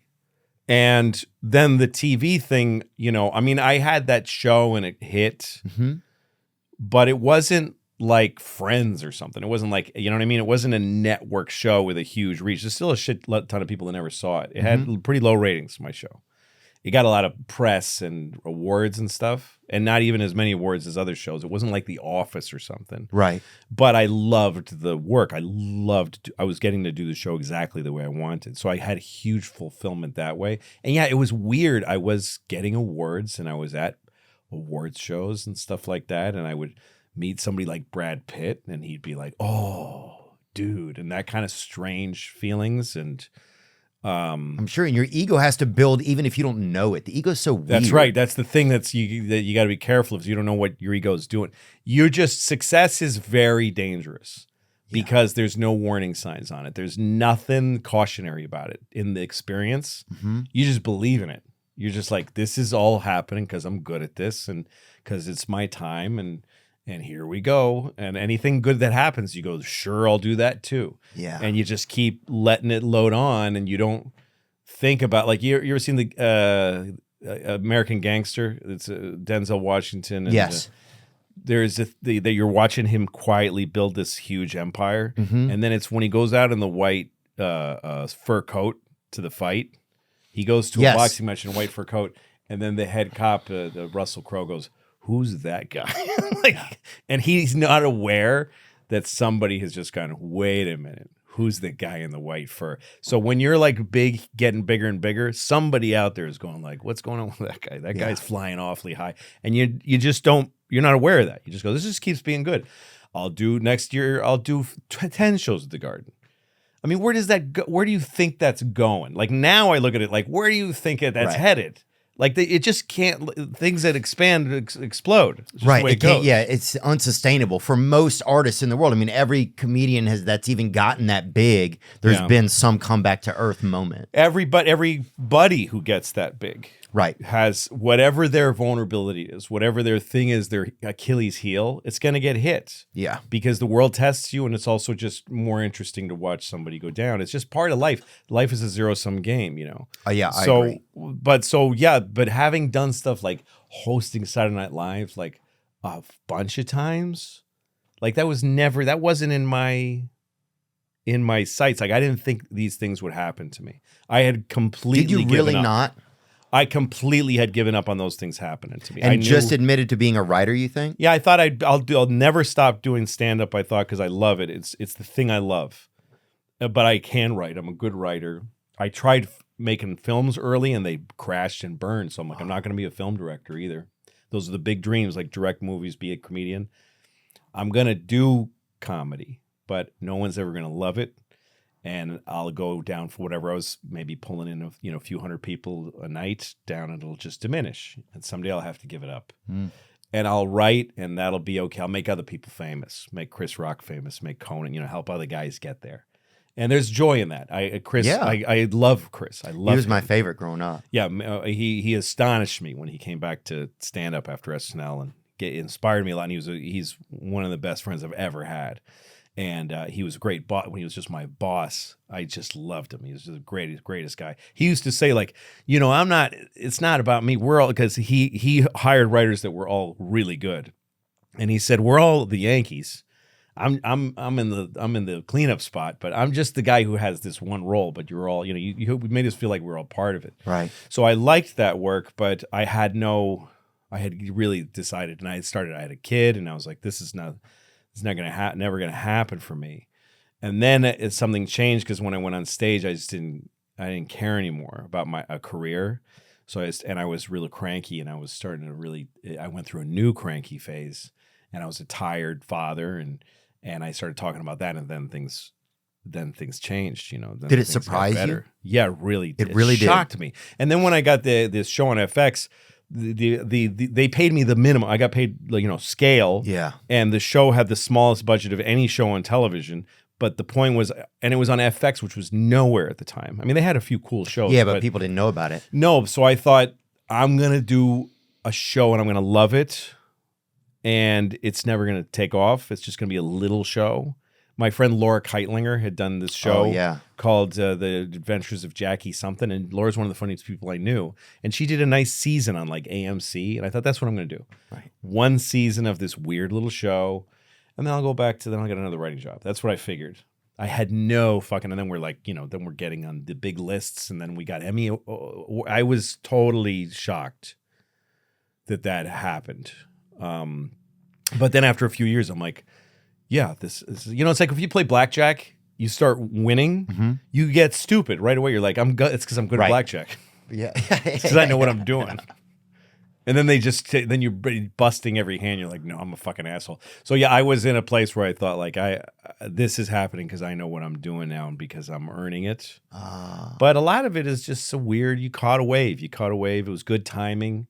Yeah, it's interesting how some comedians don't even get the time. It's like what their funny is in their lifespan. It just doesn't match with the wave of like where society is sometimes. That's right. There's some people that are incredible, but they weren't that at the right time. That's one of the biggest challenges in comedy is just staying good when nobody's paying attention and continuing to progress, because it's like this searchlight that maybe finds you sometimes, and if every time it finds you you're getting better and better, then somebody in the world will start to go, this guy is a good bet. They'll start putting money on you. Yeah.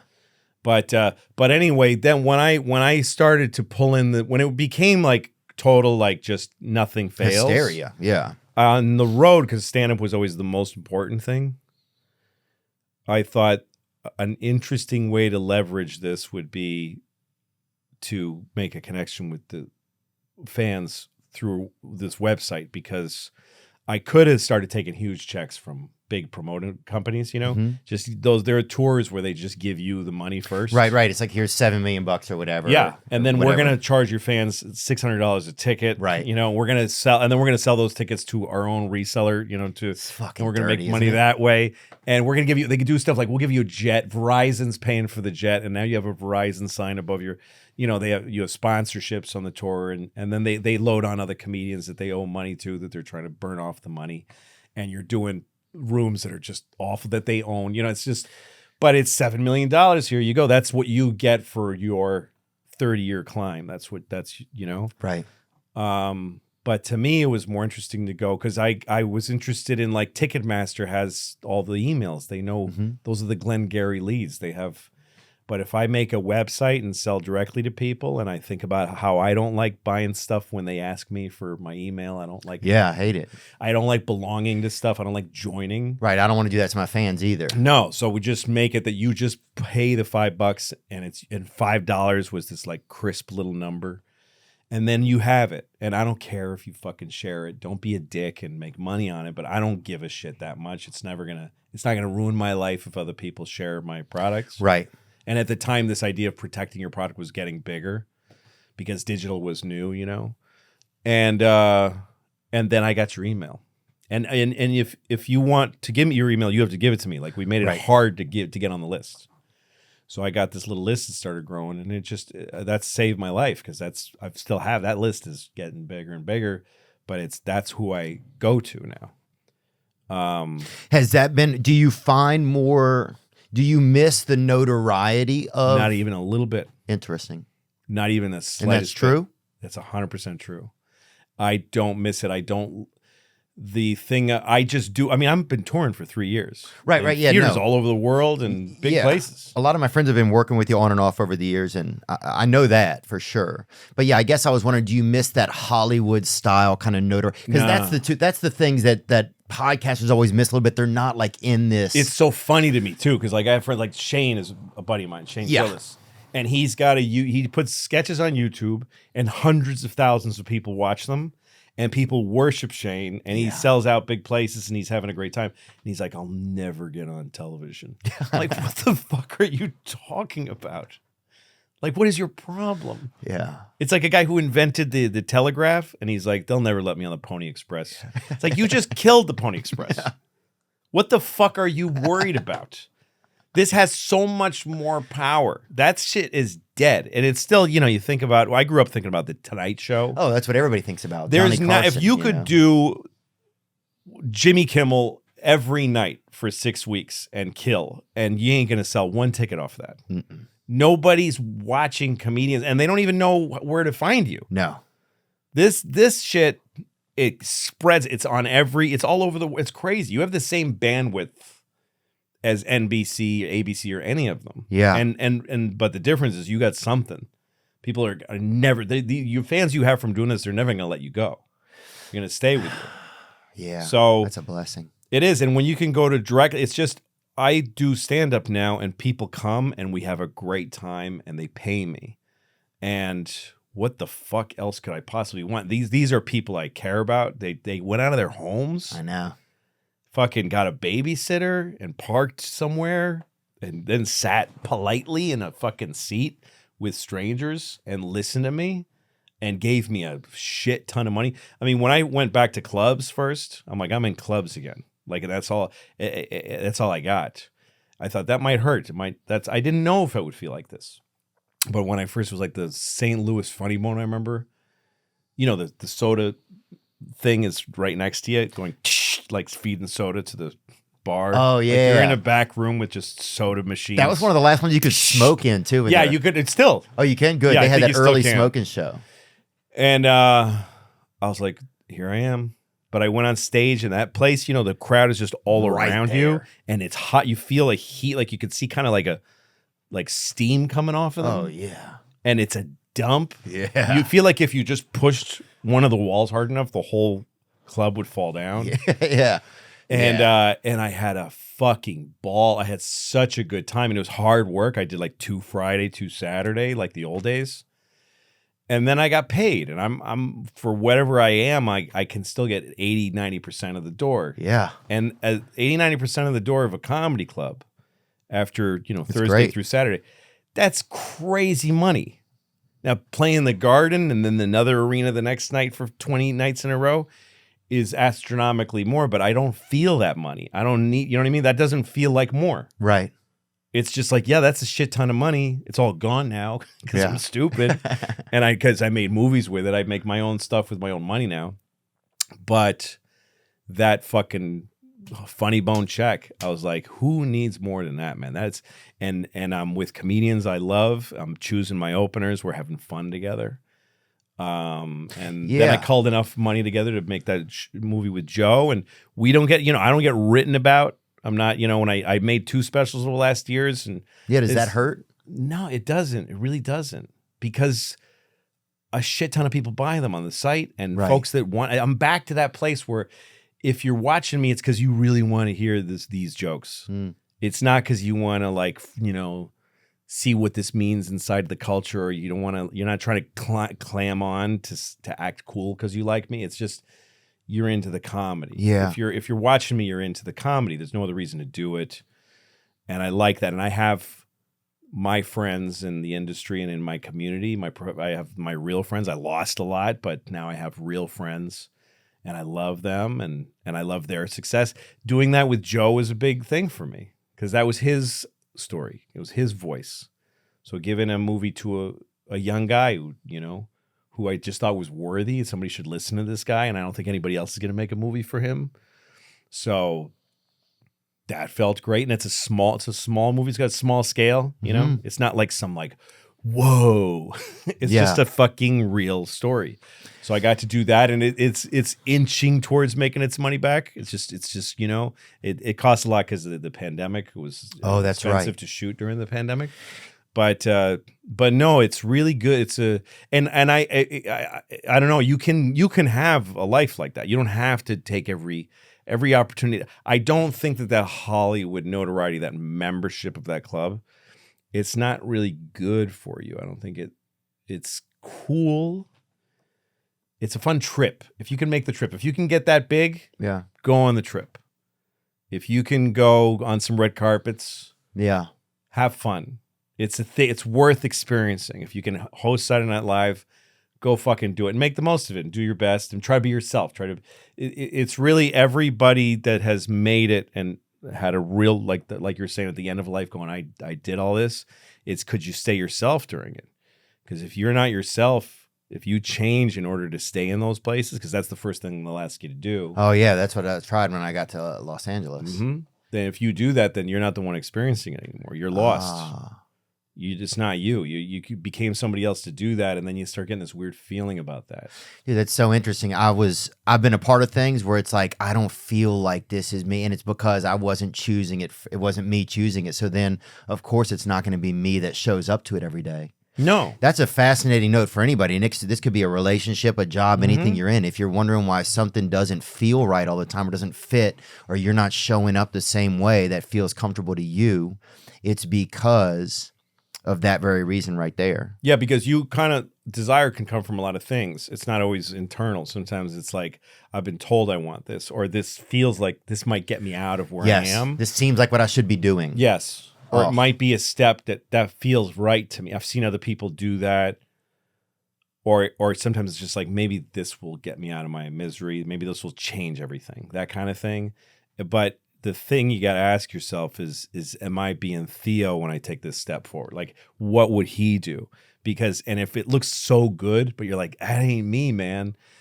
You say to yourself, yeah, but it's okay because I'll take that step and then there'll be another me step past that. But there's no more you. Like, if you take one step that's not you, you have nowhere to put the next foot. It's not you anymore. You're not your yard. You're not nowhere. But if you take a step that's like, this seems like a bad idea. This is hard. Nobody likes this. But it's me, man. What am I going to do? Then when you take that step, the great thing is no matter what comes at you, all you got to do is lift your foot and plant it again. You're still you. You get you through hard times, and it'll keep you available for good times. as yourself. Wow. You know, there's nothing else. There's nothing else. All that stuff, it's got a gross side to it. But if you're yourself, again, if you can be yourself in it, you can observe it. You can find love there. There's love everywhere. So you can find friends and you can find interesting things. You know, if you're in an award show, there's people working the cameras and stuff. And like a lot of them were people I knew from like Conan, like crew members. So I'd be at an award show going like, I shouldn't be here. And then I'd see, you know, a guy go like, hey, and I go like, hey, there's love there, you know? Yeah. Or a weird actor I worked with on something a long time ago. And he's, you know, there is people there's, you can find a loving and a self path through anything. But if you depend on, if you're like, I won't feel good if I'm not a Hollywood A-lister, you might as well fucking pack it in. It's not a good way to live. Yeah, man. It's so interesting to hear some of that because I've had spots even in just the past couple years of my life where I chose to do certain things and I'm like, I know this doesn't feel right, but I feel like I need to do it for money or I feel like I need to do it for. And once I got out of some of that, everything has fallen so much more into place. I've gotten my semblance of human. Like I just feel like myself more again. Yeah. It's been pretty fascinating. Good.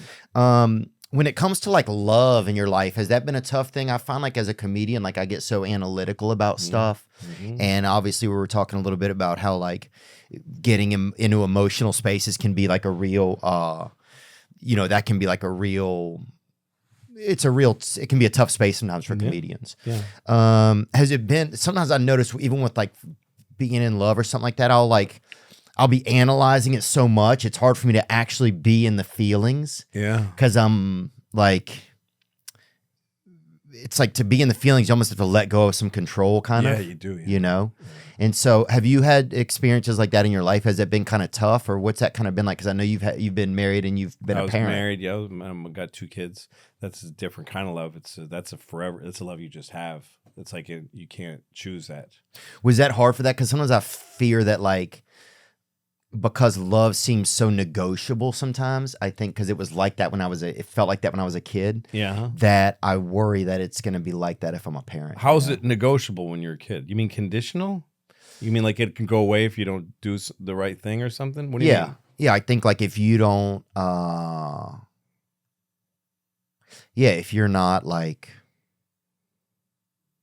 I don't know, if you're not something, then you don't deserve something, you know, or something like that, you know? Yeah, I have a dog. Do you have a dog? I've got a dog, and she's like my wife now. Like it's me and her, you know? And my kids are in my life, and we have a great joy, but my dog's with me every single day when I'm home. Oh, wow. And I was with my dog once, and I'd smoked a little. I don't smoke weed very much. But I went to Washington Square Park and just bought some weed, and I think it was a little much. Oh yeah, some weed makes people gay even. Makes gay people even gayer. Oh, dude, I've never seen that. No, but I was like getting existential and weird, you know. Yeah. But my dog came over and sat with me, so I just kind of hung on to her, and I said to her, you know, you don't have to do anything. You don't ever have to do anything. I said, you don't have to worry. You don't have to try. You don't have to be sorry. You don't have to promise. You don't have to regret. All you got to do is sit there and just take the love that's coming at you. That's all you got to do is just be and just take the love that's just coming. And then I thought, I could say that to myself too. I could say that to anybody, you know? I mean, if you're willing to just be yourself and just sit there, yeah, it's hard. Sometimes you're just alone. Sometimes you're just lonely.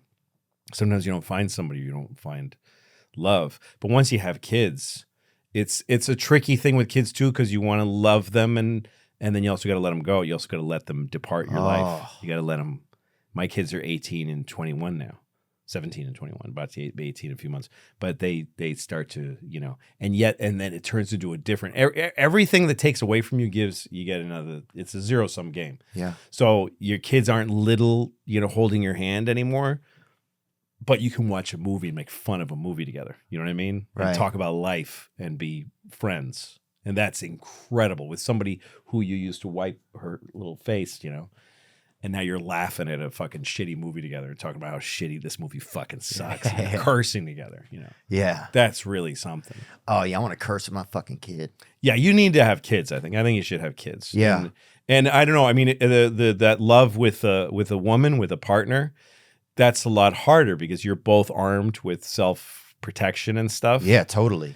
And so I think the thing, you got to be willing to just try it and fail. It has to be okay for you that if it doesn't work out, because it mostly usually doesn't. I think it should be okay with people that you combine with somebody and you try and a bunch of stuff doesn't work and you fuck some and you have fun and you do something exciting like having kids together. And then when it starts to rot, you get the fuck out. It's okay. Just get out. You're done. Your dad did it. You just get, my dad did. My parents broke up. Vamonos. Yeah, thank God my parents broke up. Yeah, Thank God. that's a great point, huh? Sometimes I romanticize things to the point where if I were able to look at the reality of it, I would see that it's a fucking nightmare, you know? But I can't get there sometimes in my head because I get stuck so much in the romanticization. Well, because your feelings your feelings run a lot of your life and you can't reason with them. I know, it's crazy, isn't it? Who made them? I don't know. I don't know who the fuck is inside. I don't know. It's a big fucking mystery.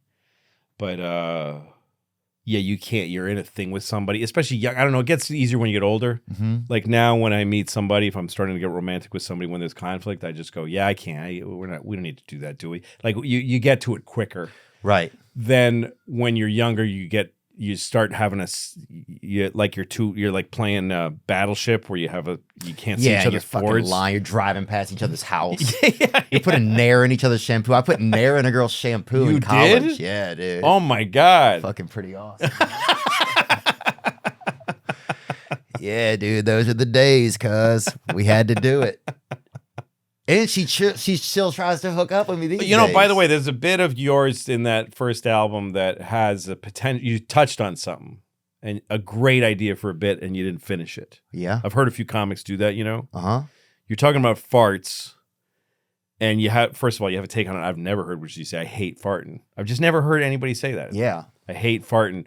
But at the end of the bit, you say toward it to yourself. You go, "We gotta beat him. We got to beat farts. We got to beat them." And you just sort of say it a few times. We got to beat them. The idea of that there's a cure for farts is fucking hilarious. That we need to find a cure.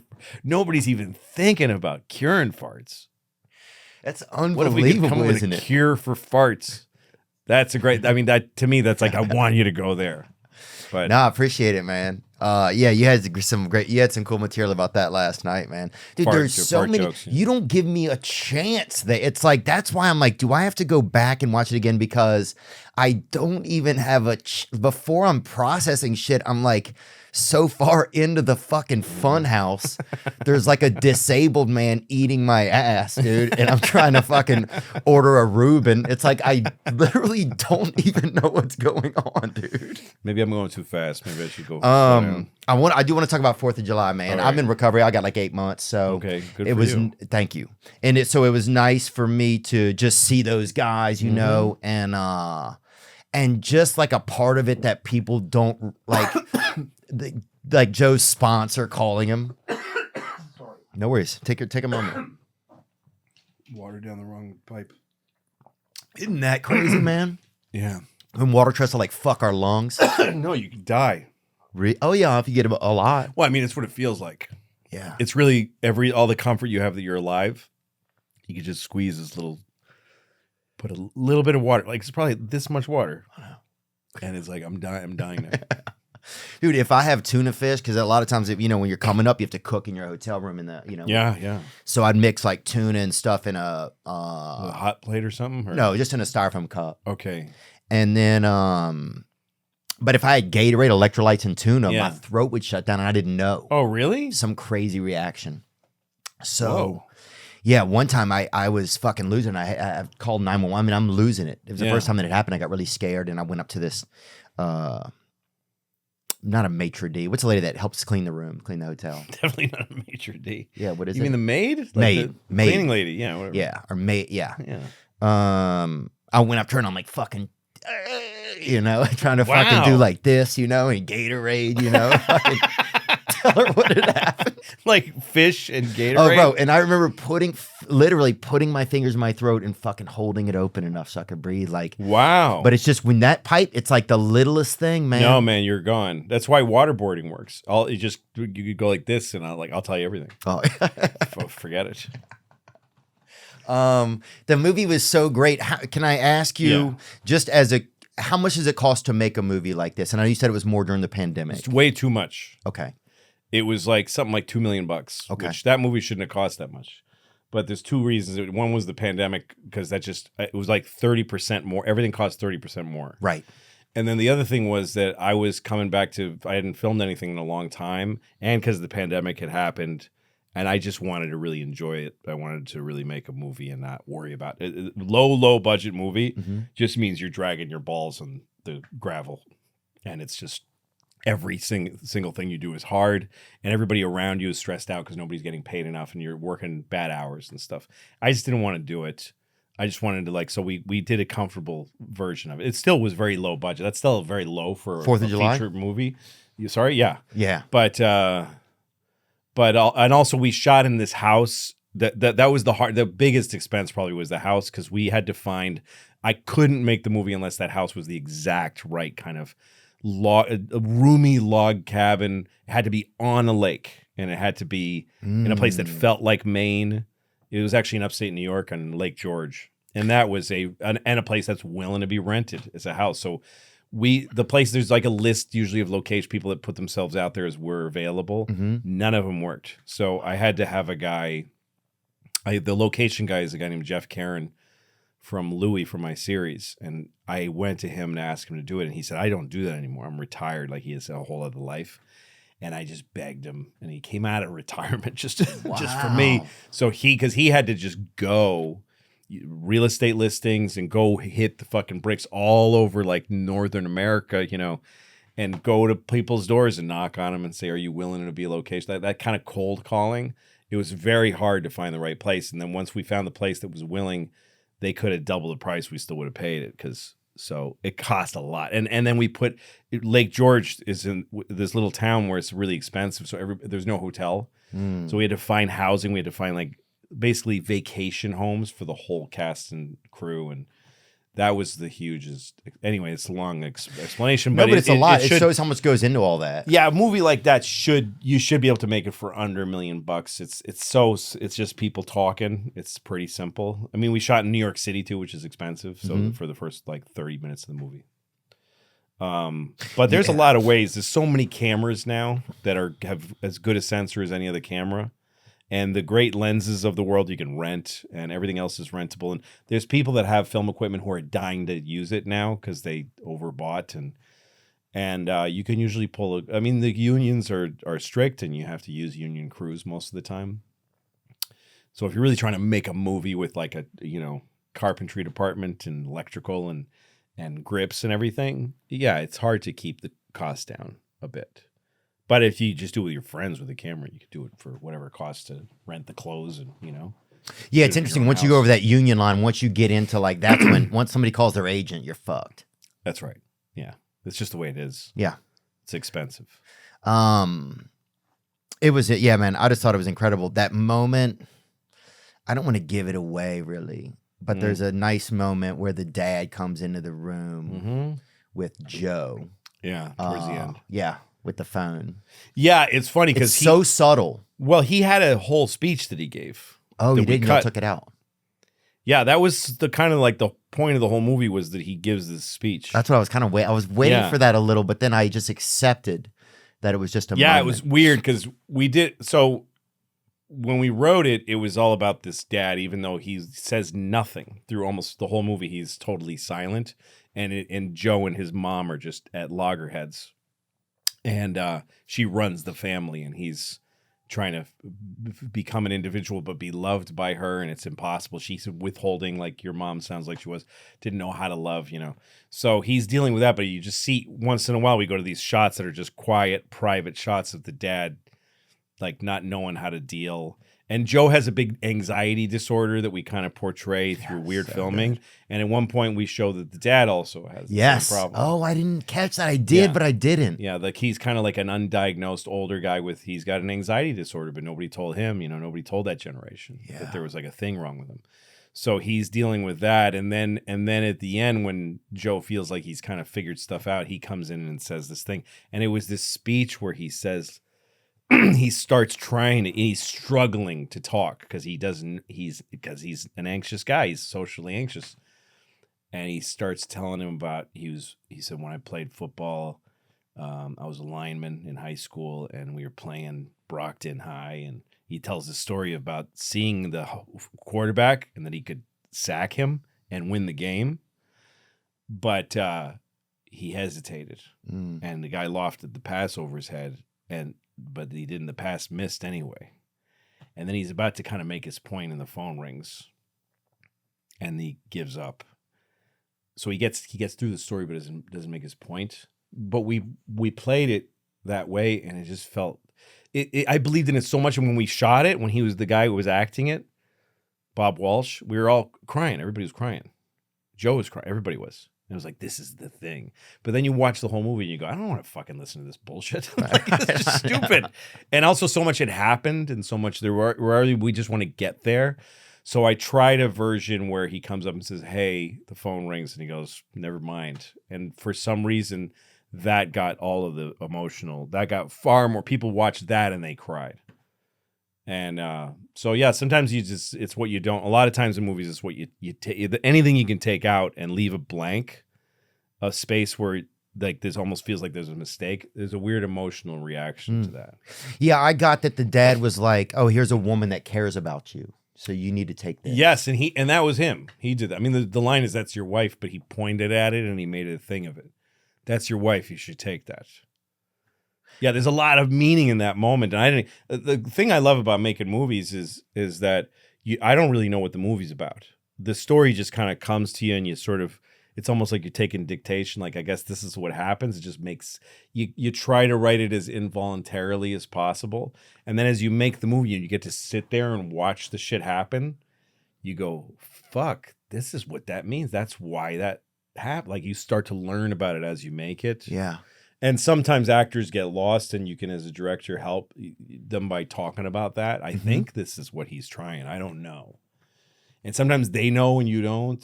It's like if you could do that with life, like deconstruct life and have all the dialogues between your family members in front of you, but just watch as a spectator. Yeah. But I never feel like it's like about controlling it or saying, you got to do this.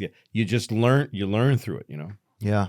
And when it's comedy, when it's funny in it, it was I found it fascinating. I love the sponsor calling and fucking with the dumb lines. He's fucking like, oh, this is fucking retarded. But it's the shit that you need to hear that keeps you in a fucking comfortable repetition of like, okay, this is what I do every day. This is how I get through the day. This is how I get through it. Yeah. Yeah. And Joe really wanted, it was important to him because I'm not an AA guy, but it was important to him to have it not be a typical AA movie where somebody always falls off the wagon. Yeah. And get back on. And it's very earnest and it's all just how terrific AA is. He wanted to show that it's a pain in the ass when a guy talks too long and that somebody always complains the guy wouldn't shut up. Yeah. And that when you get a sponsee, it's awkward. It's not lovely. It's like, what am I going to say to this fucking guy? I don't even like this guy. Dude, there's a guy that I met years ago at a meeting. I don't even know who he is. He calls me fucking once every week, dude. And I have no idea what he looks like. I have no fucking clue, dude. And he drives me absolutely insane. But every now and then, I'm in a low moment or I'm in a high moment or whatever. Yeah. And I'll fucking, and half the time I take the call. What's going on? Yeah. I don't know. It's interesting. That whole world's interesting. What was it like? So just real quick, you worked with Joe Rogan when you were young, right? When you were younger. Did you guys both start in Boston? Yeah, we both started in Boston at the clubs. And he was like a handsomest guy. Remember? Yes, he was. Yeah. I mean, Joe's still a handsome guy, right? I love Joe. And but was there any because now if you're like a handsome comedian, people are like, oh, fuck this guy, right? Because you can't have it all. No, handsome doesn't help you on stage. Yeah. Was it like, were people like that against whenever he was starting out? Do you think? I remember when he I started maybe a couple years before him, so I was starting to feel like, established or in that little Boston scene. And then this guy, he started with guys like Greg Fitzsimmons, and him came up they're sort of still at the really same close. time. Yeah. And there was a few other guys, Robbie Prince, he might have been after. But these guys were like new guys. They were the first new guys I was aware of. Oh, yeah. Because I had been a new guy for a couple of years. And so now these were new guys to me. So I was probably threatened by them, whatever. But I do remember feeling like Greg was he's an Irish kind of like. He's not as handsome. No, Greg he's is not. handsome. No, yeah, but not back then. He was more handsome. Yeah, Greg's like a bookie, fucking like cousin of a bookie handsome. Yeah, exactly. Yes, but Joe, it wasn't just his looks; it was just he had this confidence. Yeah, and he's from. We grew up in the same town. I'm from Newton, Massachusetts. He grew up there too. Okay, so I went to Newton North High School, and he went to Newton South, both public schools, but his was kind of fancier. They're like kind of richer kids, and I kind of thought of him as this like Newton South. Tan. He was so tanned. Oh, the dude looks great. Yeah, and he was just like, dude, like he didn't talk like a comic. He just what the fuck? Yeah. And he talked about fucking chicks, and he talked about being hot and getting laid or whatever. And I could see that he had a power on stage. But yeah, I was threatened by him because he was like a good looking guy, a couple of years younger than me, started after me, who was getting some attention. Yeah. And so on stage, I would be like, what's with this guy? Yeah. But that's how, I mean, Nick DiPaolo started a year after me, and we didn't like each other. We were like rivals. We didn't like each other at all because we were both like new guys who were getting big laughs. But then we're very good friends. Yeah, he's in the movie. Yeah, yes. I didn't even know that was him until the end. I'm talking to Really? someone. Yeah. Oh, he looks very different. Yeah, he looks different. And I mean, he's and still then, Nick. Yeah, very somebody's much like so. that's singing, and I was like, oh my god, that's where I knew him from. Yep. But Joe was, but then I got to know him, and I really liked him. And he was a fascinating guy. He was a Taekwondo like black belt champ. He's like a champion Taekwondo yeah, he's a real guy. athlete. And we would talk about fighting and life and stuff, and I just liked him. I as soon as I got to know him, I liked him. And then I started watching, like any comedian, you first see him, you go, what's so great about him? I mean, when you're younger, but then I watched him, then I started to really respect what he, and most of what he got good after I knew him, because he was still just new and raw, and I felt he was killing because there is a level where the girls like you on stage. He was also fucking every hot waitress. He was getting all the pussy. How are you supposed to like a guy like that? But personally, one-on-one, I really did like him a lot.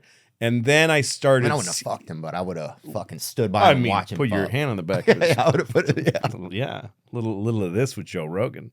Not bad. Yeah. But he was also interesting as a guy and not typical. Some guys who are handsome are trapped by that, but he was an interesting dude. And then when he went on and I'd hear his stand up, I was like, he's working and he's good. And I liked his stand up.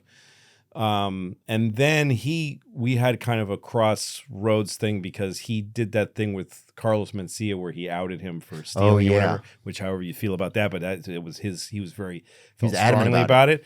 And then his agency Gersh told him, if you don't apologize to Carlos, we'll dump you. And that was my agency, was Gersh. And so he let them go. And I heard that and I was like, that's crazy.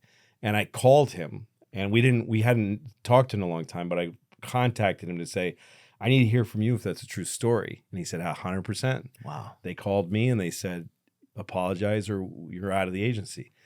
And that's all I needed to hear. I called them and I said, you're not my agents anymore. Really? What if I have an argument with another comedian? What are you, fucking nuts? Yeah. You can't do that. So I dumped them. And then I started to know that side of Joe that's like, he believes what he believes. Yep. And he goes by it, whether it's going to hurt him or not. And I've always known him that way. We just would run. Our friendship has been like running into each other in the parking lot of this comedy store and talking for a couple of hours about life. And that's most of comedians. Yeah. Yeah.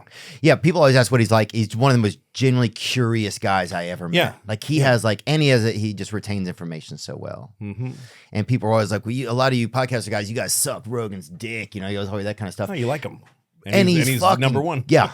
And he's good at it. Yeah. It's like you want to want to learn and look up and like, not emulate, but there's a certain homage, especially in a space where guys like him and Marin and some other guys, you know.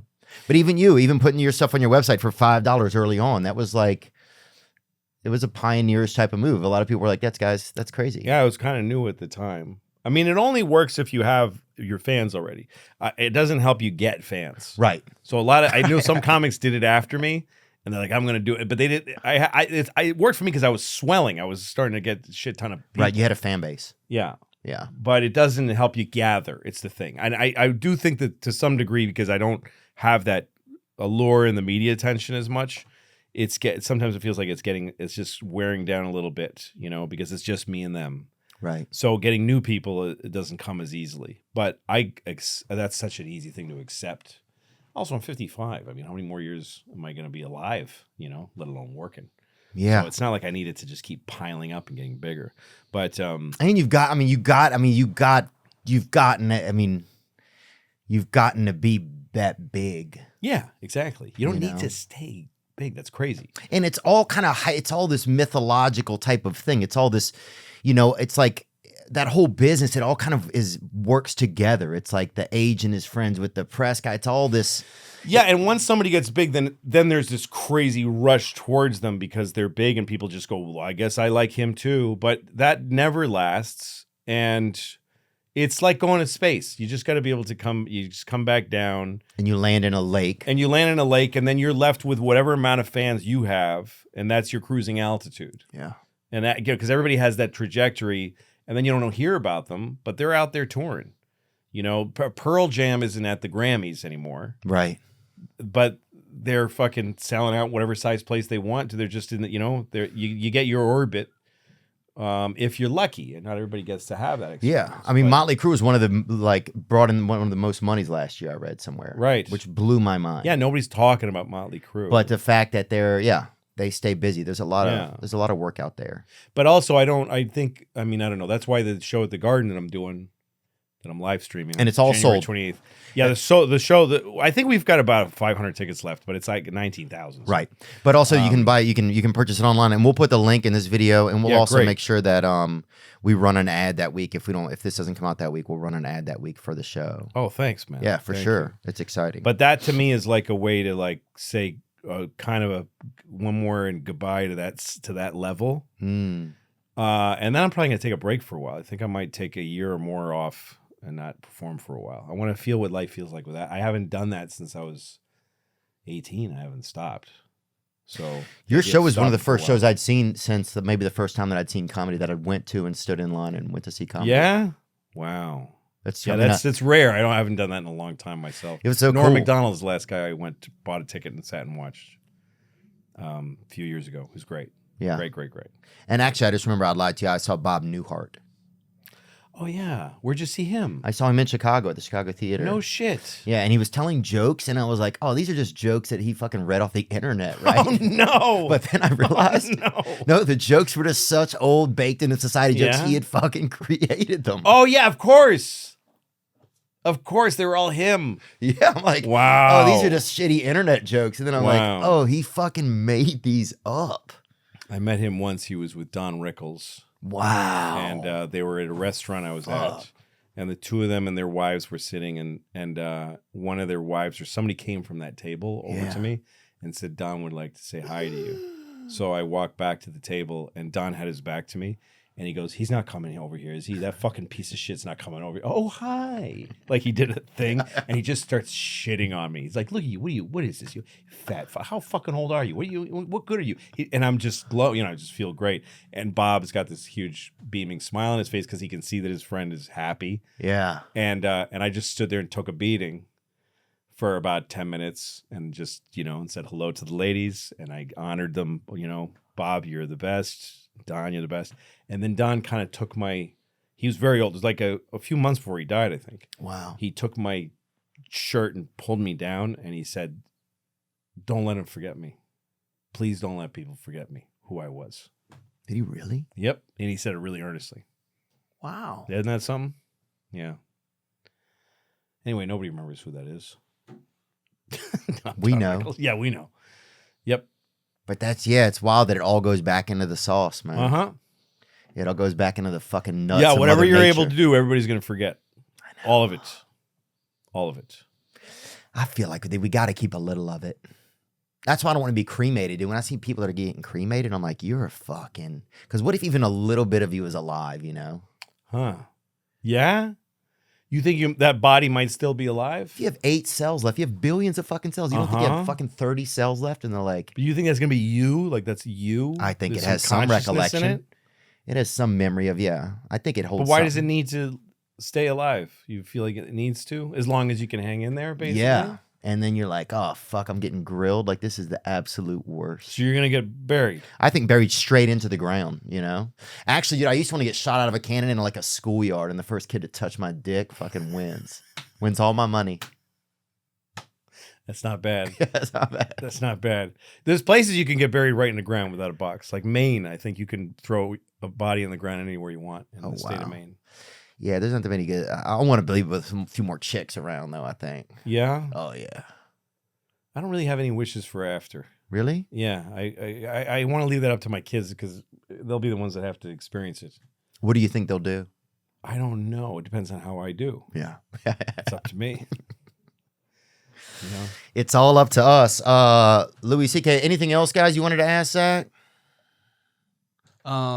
Yeah, last question. I saw 4th of July in theaters, and a lot of the people were, I feel like their reaction was how hyped they were to see comedians in a movie, like actual comics in a movie. Yeah. What other comics do you want to see in movies? Oh, shit. Yeah, do you have a project or something? I wrote a movie with a friend of mine that I'm going to try to make next year. But it's a really twisted, weird movie, and it's probably going to be too expensive. So I may not get to make it. But I'm going to try. I don't know if there's any comedians in that one. I like comedians. You know who I always thought would be a good dramatic actor? Is Tim Heidecker. You know who he is? Tim and Eric? Yes. Yeah. Tim Heidecker is... I saw him... I was in London. That's how crazy my life was. I had just made a movie, which never came out. And I went to London because I did the music at Abbey Road Studios. I was telling him before, I was shitting money then. Now I just shit. Right. At the time I shit money. And I had made this movie and I had a composer because I wanted to do an orchestral score. Yeah. And he said, okay, we can get a great orchestra, a really great orchestra for like $150,000. They'll be the best in any movie you've watched recently would have this orchestra. Or we can go to Abbey Road and get the best players in Europe, like the best players at every instrument for $300,000. And I was like, it's just a check, bro. Fucking yeah. Let's go. And I went to Abbey Road and we recorded music with a full orchestra. It's the fucking sickest thing. It's like I was a coke addict. It was a really crazy thing to do. Yeah. But anyway, while I was there, Tim Heidecker was playing at the Soho Theater, so I just went to watch him. And he was wearing this leather jacket that was, like a leather blazer. Yeah. And he had his hair slicked back. And he's a very, you don't know where he's coming from guy. Yeah. Just being really weird and sarcastic, but seeming real at the same time. And I was riveted by his show. He got a few laughs. He's not like a killer comic because he doesn't try to be. But I thought that guy would be I'd like to see him kill somebody in a movie. I'd like to see him. Yeah, he's got a Gacy vibe. Gacy, yeah, a little bit. I think he could do something. I think he could scare the shit out of somebody in a movie. Yeah. That's when I look at comedians, I look at that. There's guys that you go, that guy's going to get me laughs. I won't make a movie without Bobby Kelly probably ever. He's just the greatest face in a movie. Nick DiPaolo, these are just the guys who I just go like, he's got to be in it. Yeah. Yeah, Bobby's a sweet guy. Laura Keitlinger, who I mentioned before, I'd love to see her in a movie someday still. She was in a sitcom I did for one season and she was great. There's a lot of people out there. Yeah, you captured. I mean, you just. Yeah, I love 4th of July, and you guys can all check it out. You can subscribe. You can. January 28th is the special. Yeah, it's $25 to watch it live, or you get to watch it for 10 days. And it's what I saw last night. Yeah, same show. Wow. Yeah. Fuck. We might buy it. I hope so. Well, you can have it for free. Well, no, we'll buy it. Okay. We'll buy it, man. Louie, thank you so much, man. Thanks for having me. Yeah, really fun. That was really fun. Yeah, me too, man. It's interesting. I don't like podcasts. They're too serious. And everybody talks about, their view on life. Yeah. And everybody talks about the same fucking shit. It's just the same 4 subjects we've been talking about since like 2012. And it's really boring. I feel like we talked about those though. But Comedy, jerking off. Yeah, a little bit, but that's real life. We talked about real life. Yeah. I enjoyed the hell out of it. Oh, thank you, man. I did too, man. This was a real honor. And once again, you're a hysterically funny comic. Which sweet of And you to I check hope that that out. you focus on stand-up. I know this is good, but I hope that you stay on stage a lot, because if you've only been doing it for 18 years, you're not even there yet. I mean, if that's how good you are now, then if you keep the stand-up being number 1, and when you get to about 22 years or so, you're going to be unstoppable. So Yeah. I hope you do. Thank you, man. Yeah. I hope to. Yeah, I think that's where I'm at right now, figuring out kind of how to evolve, you know? Good. Thank you very much, Louie You bet. CK. Now I'm just floating on the breeze, and I feel I'm falling like these leaves. I must be cornerstone. Oh, but when I reach that ground, I'll share this peace of mind I found. I can